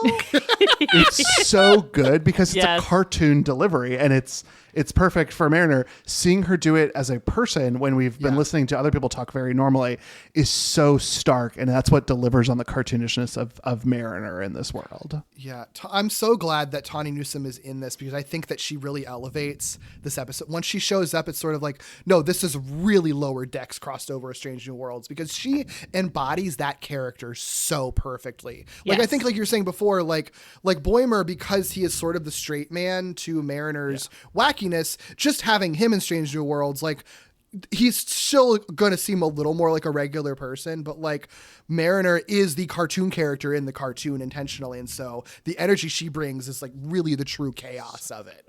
And I think it was too, like, I was reading, like, Jack Quaid was talking about like playing Boimler in live action. And he's sort of like, I went back, I watched Lower Decks episodes. I was trying to pick up on things. I think he's the one who pitched the speed walking thing, because it's sort of like he's watching the second episode again. It's like, oh yeah, Boimler does the speed walk. I'll do the speed walk to like mimic him. But like Tawny Newsome, when she was talking about it in interviews, she's sort of like, I didn't have to watch it at all. I don't have to do any homework. Like Mariner is literally just me, just like a little more cartoony, but like she already is just me. So I'm just doing my natural comedic instincts, and suddenly I'm Mariner. And like, I think you really see it in this episode, because she's just doing her improv thing, and it works perfectly. Tawny Newsome is Mariner. Tawny Newsome is the way that she would be if she was in Star Trek as Mariner. Mm-hmm.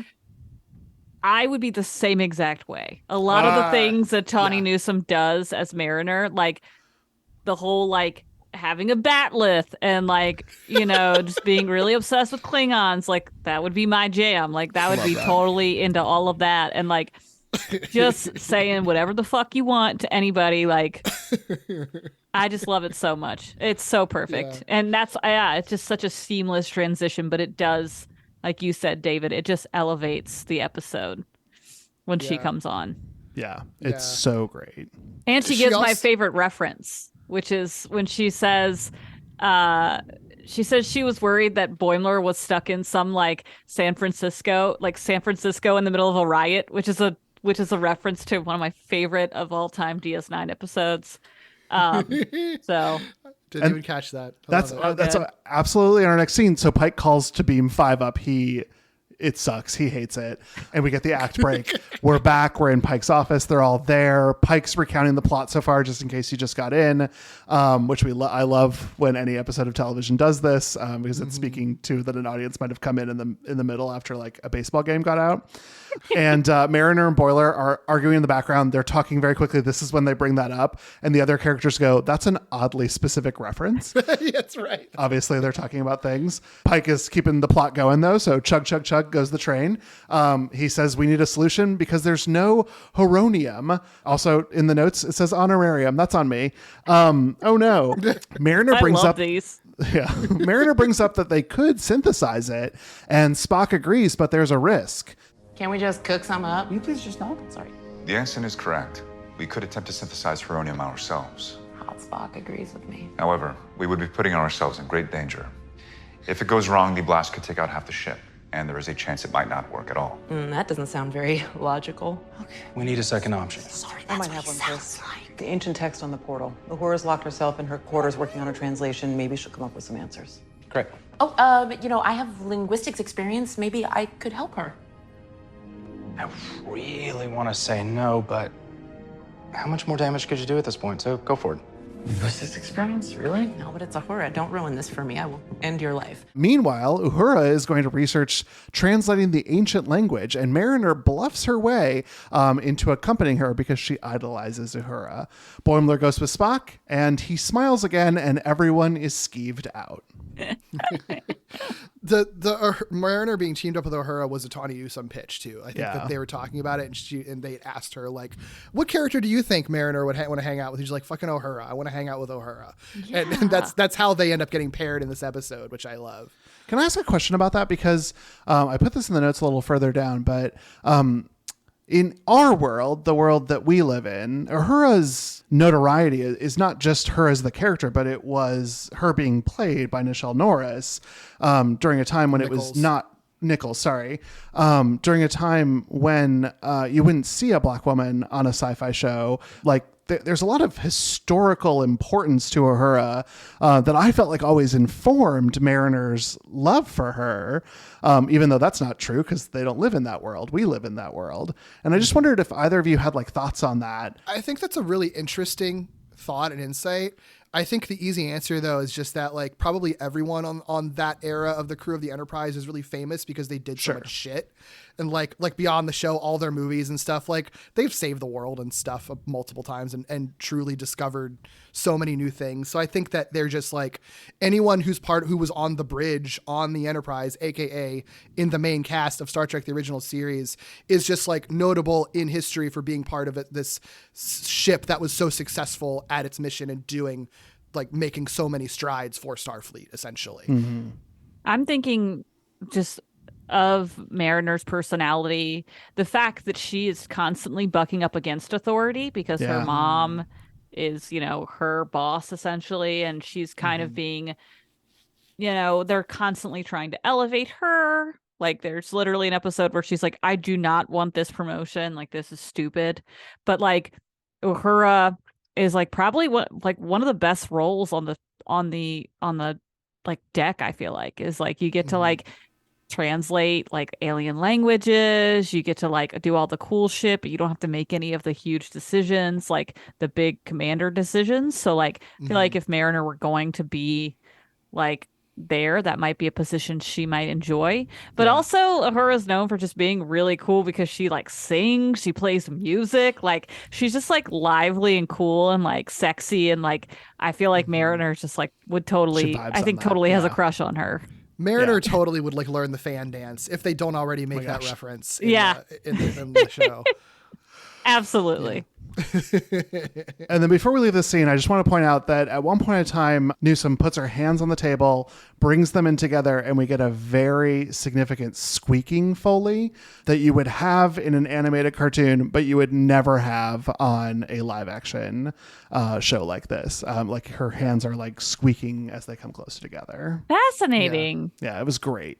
So Boimler is sharing that he's feeling really inadequate after spending time with his heroes, which is fair. Like they're very famous people and they're all really cool. And he's a fucking cartoon character from Lower Decks. And he's also thinking like if they get stuck, this is also, I think, a good point. Like, they're going to have to live somewhere like off the grid because they don't want to affect the timeline. So like they literally want to live the rest of their lives like not being able to do any cool Star Trek shit because they don't want to be involved with this stuff. And Mariner's like, no, I am not living off the grid. Fuck history. I am 100% going to be on the grid forever, making many impacts on many things. Yes. And then Una approaches. Boimler like gets the fuck out. Great Boimler screen in that moment. I require grid. Exactly. Right? That's what I said. Good. What do you? Oh, hi. Is something wrong? Just wondering if everyone from the future looks at me like they know I'm doomed. Okay. So that is just Boimler. He is probably freaked out because you're number one. I mean, he has a poster of you up in his bunk. A poster?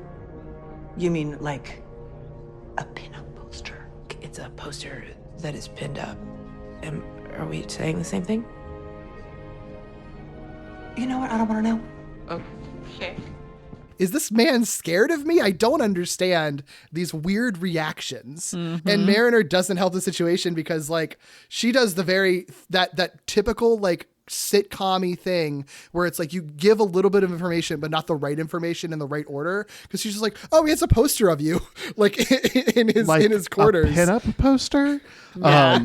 And Mariner responds, it's a poster that he has pinned up. So are we saying the same thing here? And again, it's that vocal intonation that like, why is she speaking in such a low register? Why are we delivering it like that? Like, it's perfect. It's so good. Yeah. Yeah. Also, too, I wanted to bring it up to, and I don't know if there's a better place to do it, but like Tony Hanausam visually, I think was interesting because she apparently had a lot of say in like what she would be styled like in this episode to like match her character, which, you know, she already kind of looks like Mariner, so they wouldn't have to do that much, but like her having big curly hair in this episode was very much her decision. And also I think the eye makeup is so smart because in Lower Decks, like they do the typical cartoon thing where it's like anyone who's a woman or presenting as a woman has like the, you know, the sort of like eye makeup that look like eyelashes that look like eye makeup or whatever. It's a typical cartoon thing to note anything feminine, but she's sort of like, or I could just say that that's my eye makeup that I'm wearing. So like she has the cartoonish character eyelashes, but it's just her eye makeup. Like, yeah, and it looks good on her. But I think that like one little detail actually like pushes her closer to looking like a cartoon character, you know, character counterpart, when like there aren't that many details you can go by because they're such simple character designs. So like I think that works really well. And like the only thing that kind of stands out is like she has a nose ring in live action and doesn't as a cartoon, and that's only because she had just gotten her nose pierced, so like literally couldn't take it out. But it's like it kind of makes sense that Mariner would have a nose ring. Like absolutely, that sort of fits actually. They really should put one on her, even though that is another hard thing to put on characters, especially with like noses and like not having angles, because sometimes nose piercings just look like a weird dot or like a booger on their face. So like maybe she does, so we just can't see it the right angle. Yeah, just because of the character designs. Yeah. Well, we find ourselves back in Uhura's office, and Mariner is sharing that she had always admired Uhura, but this is really unnerving because Uhura doesn't feel like she's earned any admiration. And Mariner brings up that Uhura needs to take a break and chill out a little bit. So Mariner does what Mariner does best, which is use obscure Starfleet labor codes to convince Uhura that she is required to take a break. Yes. Yeah. I just had watched the Lower Decks episode with like the buffer time stuff. So I thought it was really funny because they're basically referencing that right now. It's just like, yeah, there's so many ways for Starfleet to be lazy, like that's built into the rules. And I'm going to know all of those goddamn rules. it's like people who like know intimately, like exactly what like the smoke break rules of their jobs are. It's like, I don't smoke. I just know how often I'm legally allowed to take breaks. Like absolutely. Totally into it. You don't owe your employer anything. They owe you. Exactly. Yeah. Also wild to me that like I never realized like her in this show is only 22 years old. Like she really is. She's a baby. She really is a baby. And workaholic baby. Bad habit to set early in your life. Workaholic baby. Workaholic baby. Yeah. We get a bit after this where Mariner's making them all drinks because she's obviously trying to get her to loosen up. They're Orion Hurricanes, which they don't have, you know, Orion booze yet, but they have something that's close. In real life, Newsom said that it was just green Gatorade with apparently some kind of like purple yogurt splashed in there, which sounds disgusting. That sounds gross as shit. It sounds awful. And she says like, we had to drink like 40 of them, and the sugar just like made them all like lose their minds because they had to drink so much of it. Like, just dye water. Why does it have to be Gatorade? Why did you have to clunk some yogurt in there? Like, I don't know. Sounds awful. Come on. I feel like they were just like, this doesn't look alien enough. Let's see what's in the fridge. And they just like take out they were like, yogurt. got some yogurt. They got like Marsha's yogurt from accounting, and we're like, she won't notice this is gone. Yeah, exactly. Yeah. Oh no. But yeah, I mean, this whole thing is there basically to like say they can kind of shoot the shit.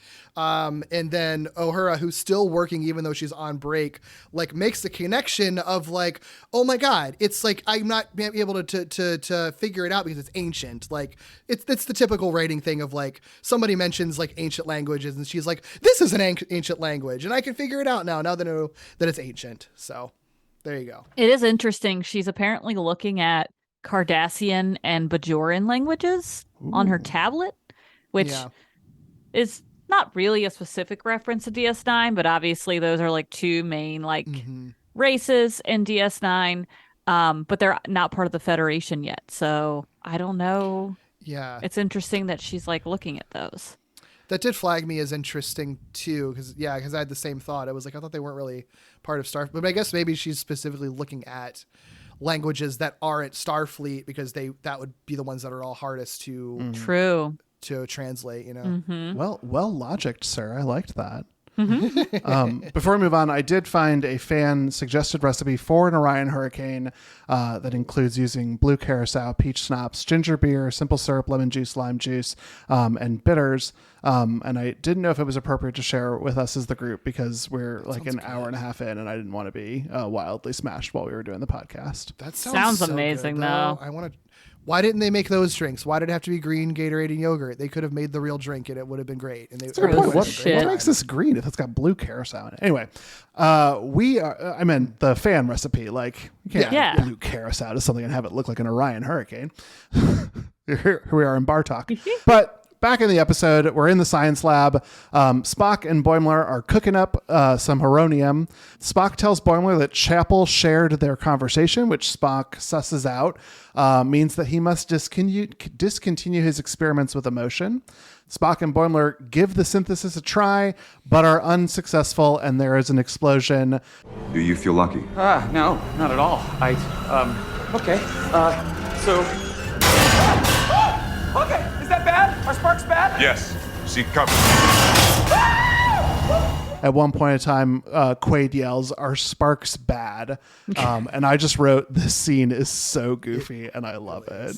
It's so silly. He has the best like exclamations ever. Yeah, so great. I still like the portal be portalin. Like that's probably the best one.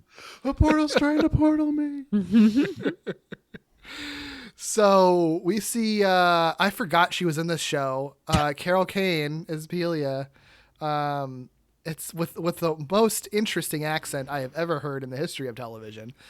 And they have a chat. Apparently the loss of the grain, she has a chat with Boimler. Apparently the loss of grain will cause the people, to Orion people to have to be relocated, and Boimler's like, fuck, I'm like really fucking up the timeline if I'm like causing all of this to happen. That's like a really significant change. And I really don't feel like I belong here. And that's when Pelia, I'm saying her name, right? It's Pelia, right? Pelia? I don't remember.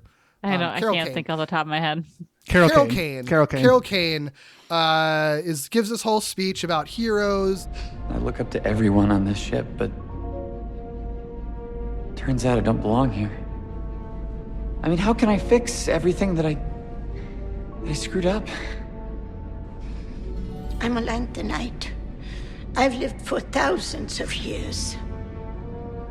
Most heroes I've seen are just pretending half the time. There's this one guy I remember. He said to me, I always pretended to be someone I wanted to be, until finally I became that someone, or he became me. it's really relevant to Pike's greater journey is really why they're saying that here. But it's also very true to life that like you fake it till you make it, man. Like nobody knows what they're doing. Everybody just pretends they know what they're doing until they just kind of accidentally do the right thing. And that's basically what she's telling Boimler, which is like the perfect advice for like the kind of character that he is, that like is very uptight, but also again in a cartoon show where everything goes wrong all the time. You just gotta pretend you know what you're doing, and as all the chaos unfolds. That's what anyone on Star Trek is ever doing, because none of the science is real. So that's true. They're just all making it up. Yeah, but it somehow makes sense to us. We're like, yeah, that makes sense. Yeah, sure. the nacelles are doing that thing. Yeah. Chronotons. Yeah, chronotons. I think anytime you see Carol Kane in something, you have to say out loud, wow, Carol Kane's in this. I mean, truly. And I have the source of the accent, Derek. I think this is the same accent she used as the nanny in 2005 Vin Diesel platform, The Pacifier, which Carol Kane is also in. Okay, well. Her character in this is essentially a vampire. Oh. Like, she's just not really. She's like a human. She just looks like a human, but in fact, she's apparently a race of creatures that just don't die. Yeah. Okay. So, I don't know. But not malevolent like a Q. She reminds me of like a Guinan kind of figure, where it's like, I'm just like kind of, I'm very smart and very old and give you a lot of wise words. That's exactly what she is. Yeah. Makes sense. But she's pretty goofy too, which is good. What she says works because it inspires Boimler to try to make things right. And he sneaks onto a shuttle and does a great another Boimler scream as he moves the flashlight around and finds Mariner is already there with just a great little Cheshire cat grin on her face. It was awesome. Yeah, but the translation was a bust. Wait, she couldn't crack it? No, she could. Thank you. Problem is, all it said was, this is a time portal. Crap. Yeah. This era's weird. I know. Have you noticed how slow everybody talks? Yeah, and quietly. Yeah. So what's with the shuttle? Well, ever since I got here, all I've done is open my big stupid mouth and screw everything up. But if I want to be a hero, I have to fix things. Ooh, what are we fixing? The Orions took grain in exchange for the portal, so I figured if we're gonna be stuck here anyway, might as well trade it back and give that food to people who really need it. Doesn't that thing need to be on Chrome Hat D in the future? Chromith B? Whatever. And I'm done worrying about the future. I want to help people now. Mariner shares that the translation was a bust and it only read, "This is a time portal," on the side of the time portal. Funny. That is great such moment. a funny joke. That is so funny. good. Boimler resolves to steal the shuttle because they can use its communication array to negotiate with the Orions for the return of the grain, making everything right again, but they are instantly caught by Lon. This is the scene in which Boimler shouts, "Holy Q," and Mariner implores him not to invoke Q, saying that this timeline has more of a Trelane thing going on.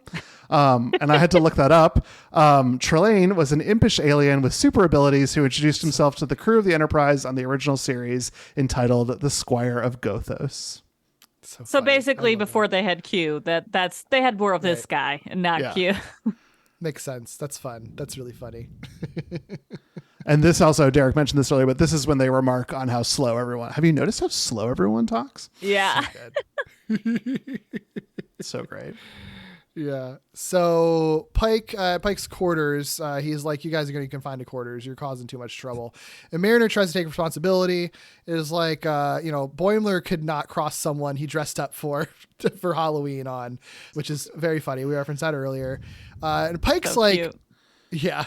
Pike's like, when I ask for a personal favor, stop trying to get the crew to celebrate my birthday. And Boimler's like, nah, man, you don't know how long you've got to celebrate with the people you love and who care about you. And Pike's like, I know about the whole I'm gonna like die thing. Like, I get it. That's you're not revealing a secret. And he shares empathy with them. He shares empathy with the ensigns that he wouldn't want to step his foot on the NX-01 and then, like a never meet your heroes kind of thing, right? But that's what triggers the idea of like, hold up, wait, actually, I know how to get us all home, making that connection, which we learn in just a second, essentially. Yeah. We find ourselves back together in a lab or office space, and Boimler is apologizing for all his time travel stuffs. And he says, I'm going to apologize with a limerick. And unfortunately, we get cut off. I would pay substantial amount of additional subscription fee to Paramount Plus to get that limerick. Yes. So funny. We think it's Boimler to save the day, but it's actually Mariner, because Mariner remembers the NX-01 and the Heronium alloy of the hull. Okay, so one time Boimler dragged me to the Starship History Museum. Dragged? You ran up to the doors. No, I didn't. It was boring. I hated it. Anyway, so they had the NX-01 there. Archer's Enterprise. Yeah, classic design. Plus it had, the grapplers. Skip that part. They don't care. I love grapplers. See? All right. Anyway, later on in the tour, they said that ships back then actually used Heronium alloy in their hulls. Ta-da! So we need to dig an NX-class ship out of mothballs. No, because the tradition is every time a new vessel's commissioned, construction starts with a piece of the last ship to bear its name. Meaning there should be a piece of Heronium inside the Enterprise. Yeah. Do you know where the section is located? I don't, but... Surprise! I paid attention. Without being asked. This guy was distracted by the grapplers. It is surprising because she normally does not pay attention. That's very fun. She pays attention when it counts. Yeah. And the NX-01, right? That's the ship that is an Enterprise, right? Like that is the Enterprise ship that Scott Bakula is on. Mm-hmm. So it's like fun that like this crossover that's like across time is like continuing to keep like tracing backwards with these connections. They also do have a fun aside about the grapplers. The ships used to have grapplers. People are very excited about the grapplers. We keep coming back to it as like a little beat. It's good fun. Yeah. So they get the fragment of the NX-01, and like you said, that's basically what lower decks, like the lower decks characters, the way that they view the Strange New Worlds characters, the Strange New Worlds characters view the Star Trek Enterprise characters, because they are the ones that are, came before Strange New Worlds, right? Chronologically. I can't believe all this time we have been walking over a piece of history. I'm a huge fan of Travis Mayweather, first pilot of the NX-01. My middle school gym was named after him. Hoshisato was on that ship, too. She spoke 86 languages. I wrote 3 papers on her at the academy. Are we sounding like them? Indeed. It is exhausting. So like they have the same sort of fanboying out about like, God, we were walking right on history. Wait, we're Archer, Captain Archer, and they list off all the Enterprise characters I don't remember the names of, and how big of fans I don't know they any are. of them. It's so cute, though. It's so cute and it's so touching.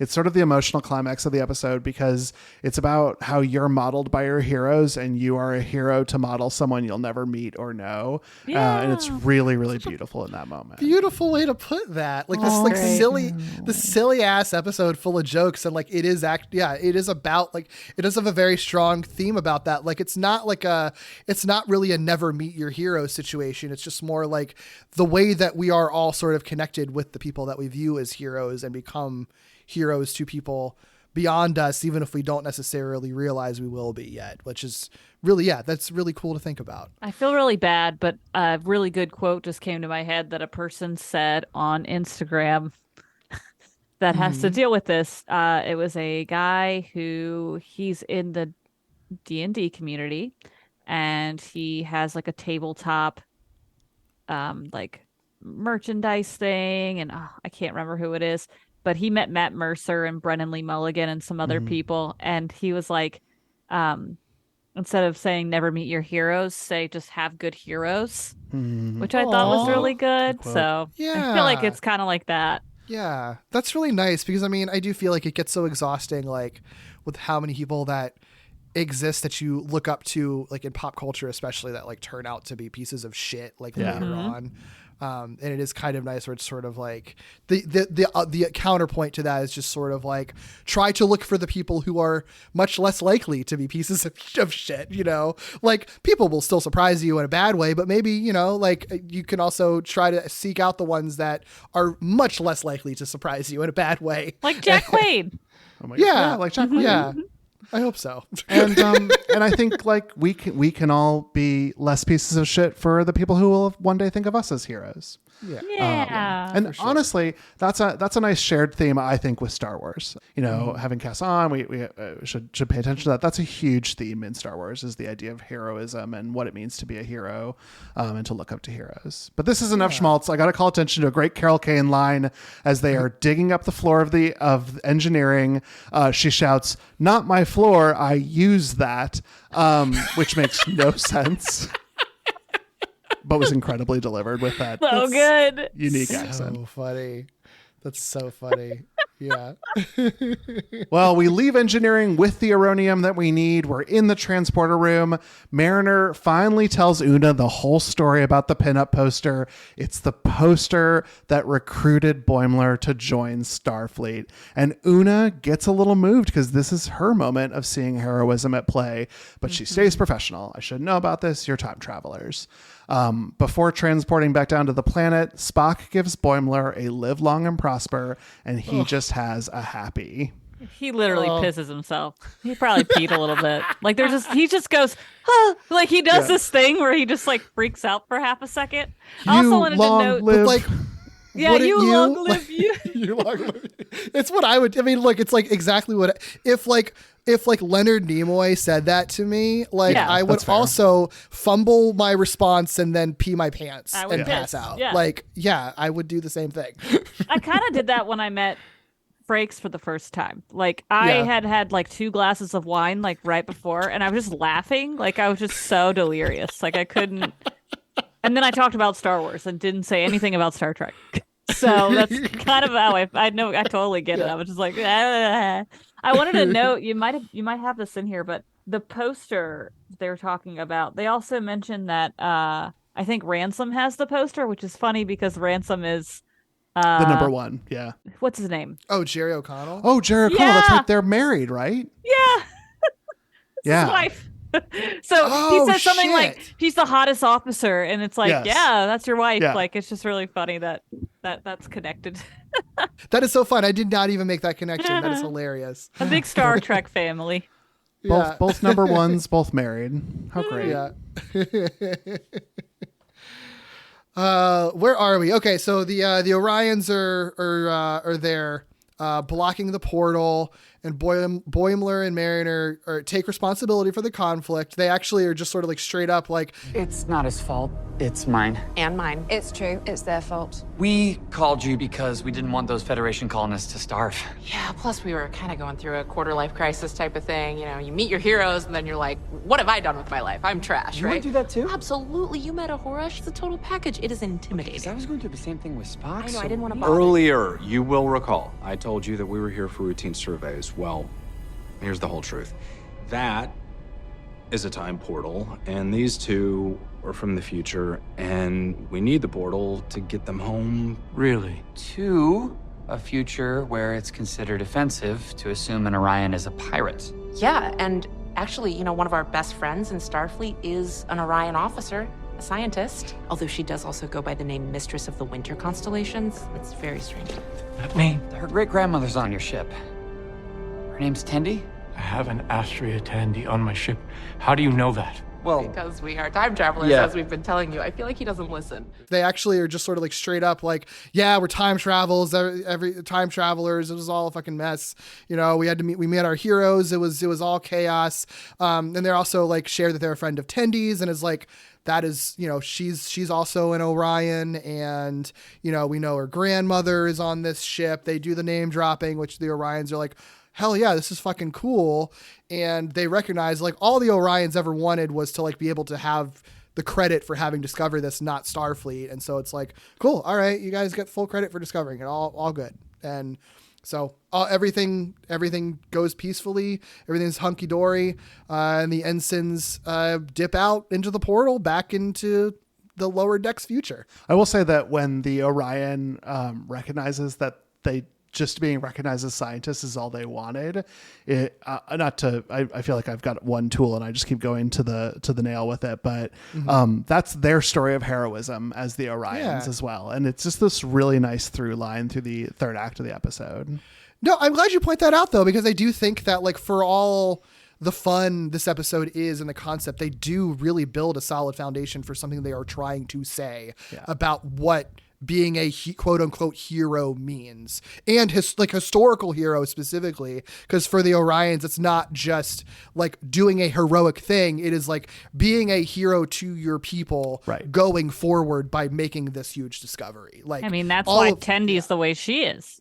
She became a scientist because she had heroes, or she had other Orion scientists. Her grandmother was a scientist, so yeah, that's really cool. I think it also speaks to the fact that we were talking about how people get a little irate about the silly episodes, but like even the silliest episodes usually have like a really seamless, not all the time, sometimes they're just random, but like I'm thinking about the other gimmicks episode we did with the Western episode we did on TNG. Like there's a whole thing about Worf being a father, and like the whole like the whole dynamic between Worf and Alexander. And so like there's always something very sweet and poignant, I feel like, that comes out of even the weirdest episode ideas.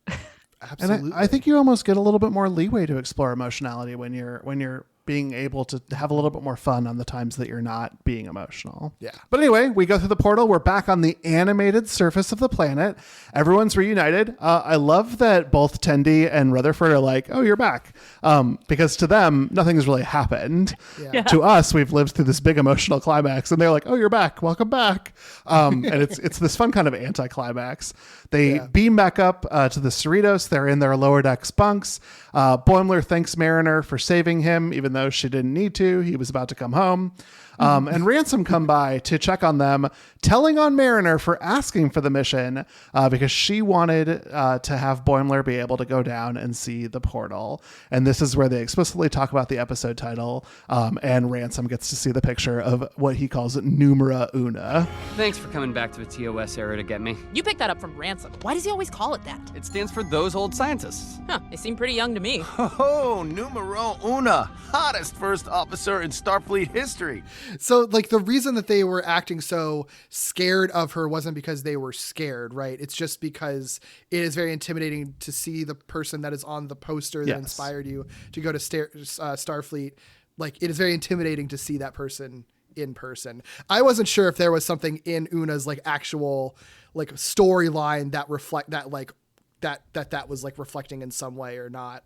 I think it might have been that there might have been, I think on Boimler's side, it was totally just adoration, but we have a lot of history in this show with Una being like a different, she's not a human. She is like a race that was kind of exiled essentially from the Federation because of their their modification practices, like cloning practices, or not cloning practices, but like the genetic modification practices. So her race of people were hated and vilified in some ways. And so maybe she just kind of got over all that shit, was basically put on trial. Like there was a whole bunch of stuff. So I think maybe in the context of that, she might have been worried that something else, like she was known for something else later on. Gotcha. And so it's just a relief to be like, oh, you just think I'm hot and I'm your inspiration for becoming like a Star Trek ensign. So that's cool. That makes a lot of sense. Yeah. That's good to know. Here's like exposing how little of the show that I've seen. I didn't know she was an alien. I just assumed she was another Earthling. Well, again, Star Trek aliens usually don't look very different. They usually are just people with weird indentations on their forehead or nose. Like, not a lot of variety. Neelix would beg to differ, but here we are. I will drag you back to Voyager, whatever I can. Freak. And then we have the coda scene. So we're back on the Enterprise, but it's animated. It's Pike's surprise birthday party. Everyone's having fun, even Uhura. We just had to make it a job. What exactly have we been drinking for the last hour? Orion Hurricanes. Karas gave us a bottle of real Orion Delac, so they're genuine. Interesting flavor. Does anyone else feel strange? Why does everything feel so two-dimensional? My arms don't normally do this. My eyes feel huge. Do my eyes look huge? What the hell is in these things? They all feel strange, two-dimensional. They're animated. And then we cut out the show. It's a great ending. It's so good. I love Spock just like, my arm doesn't do this. And it's like a weird noodle arm. It's like, what the heck? It's so good because you wouldn't even see that in Lower Decks. Like, it's sort of beyond the pale. Yeah, they're like beyond being animated at this point. Like, they don't even follow the animated show's rules of physics at that point. Yes. Yeah, it's fun. It's a fun way to end it. Man, yeah, I really enjoyed this a lot. I knew that I was going into it excited about the concept of it and seeing how they would pull it off and liking Tawny Newsome and Jack Quaid. But I was really impressed with just how fucking fun it is. And I really, just a little bit of that, like the 3 episodes now that I've seen of Strange New Worlds, I really like that show a lot more than and Lower Decks too, actually. Both of them I'm like I've enjoyed what I've seen more than I even expected to. I think they found a real good way to make Star Trek kind of fun again in a really, in a throwbacky kind of way. And I really appreciate that. I love that they're experimenting. I just also had such a blast with this. It's probably the most fun I've had, and it did obviously get me into watching Lower Decks, which has been a real treat and joy. I'm not quite into season 4 yet, but I'm going to, and I'm desperately interested in it. But it's been the real treat and find for me. And it's really helped balance there's a lot of heavy shit on television right now. Because every episode is 27 minutes of just joy and fun. Tear count is not at 0 though. There are some great emotional scenes, especially with Mariner and Imam. And I think well acted by Newsome, and just a romp of a time. And this episode was great.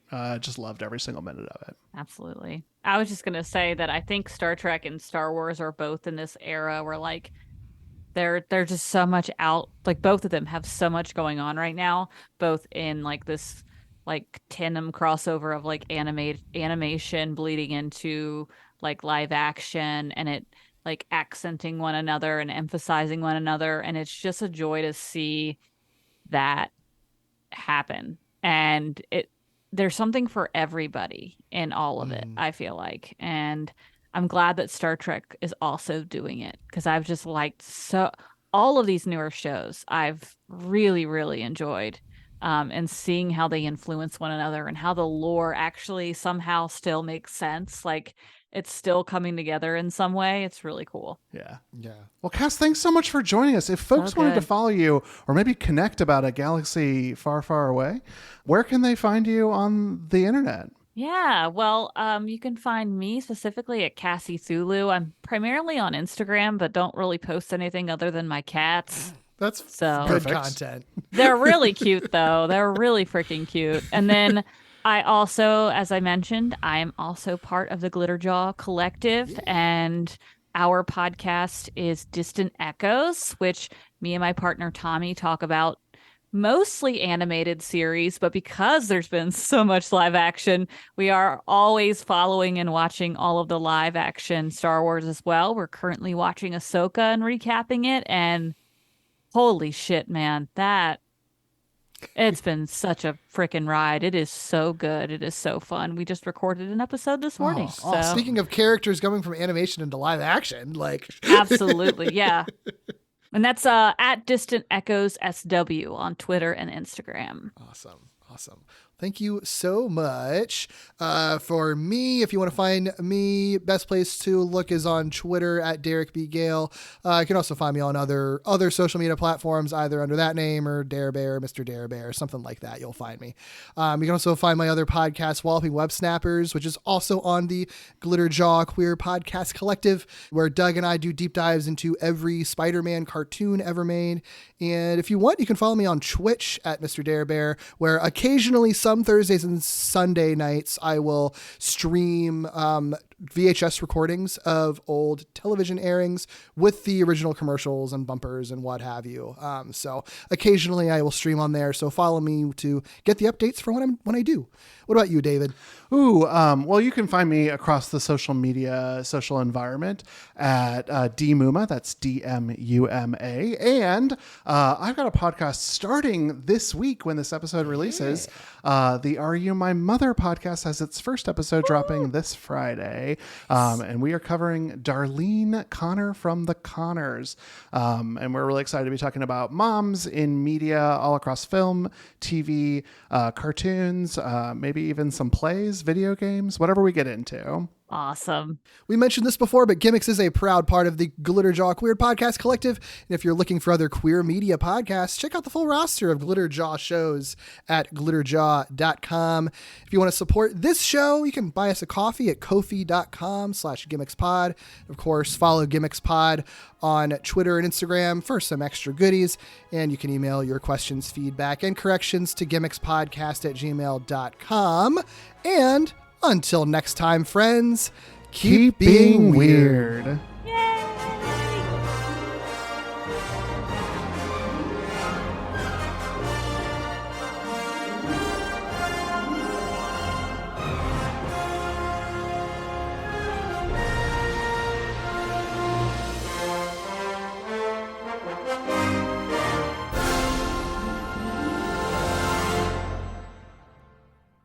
Riker.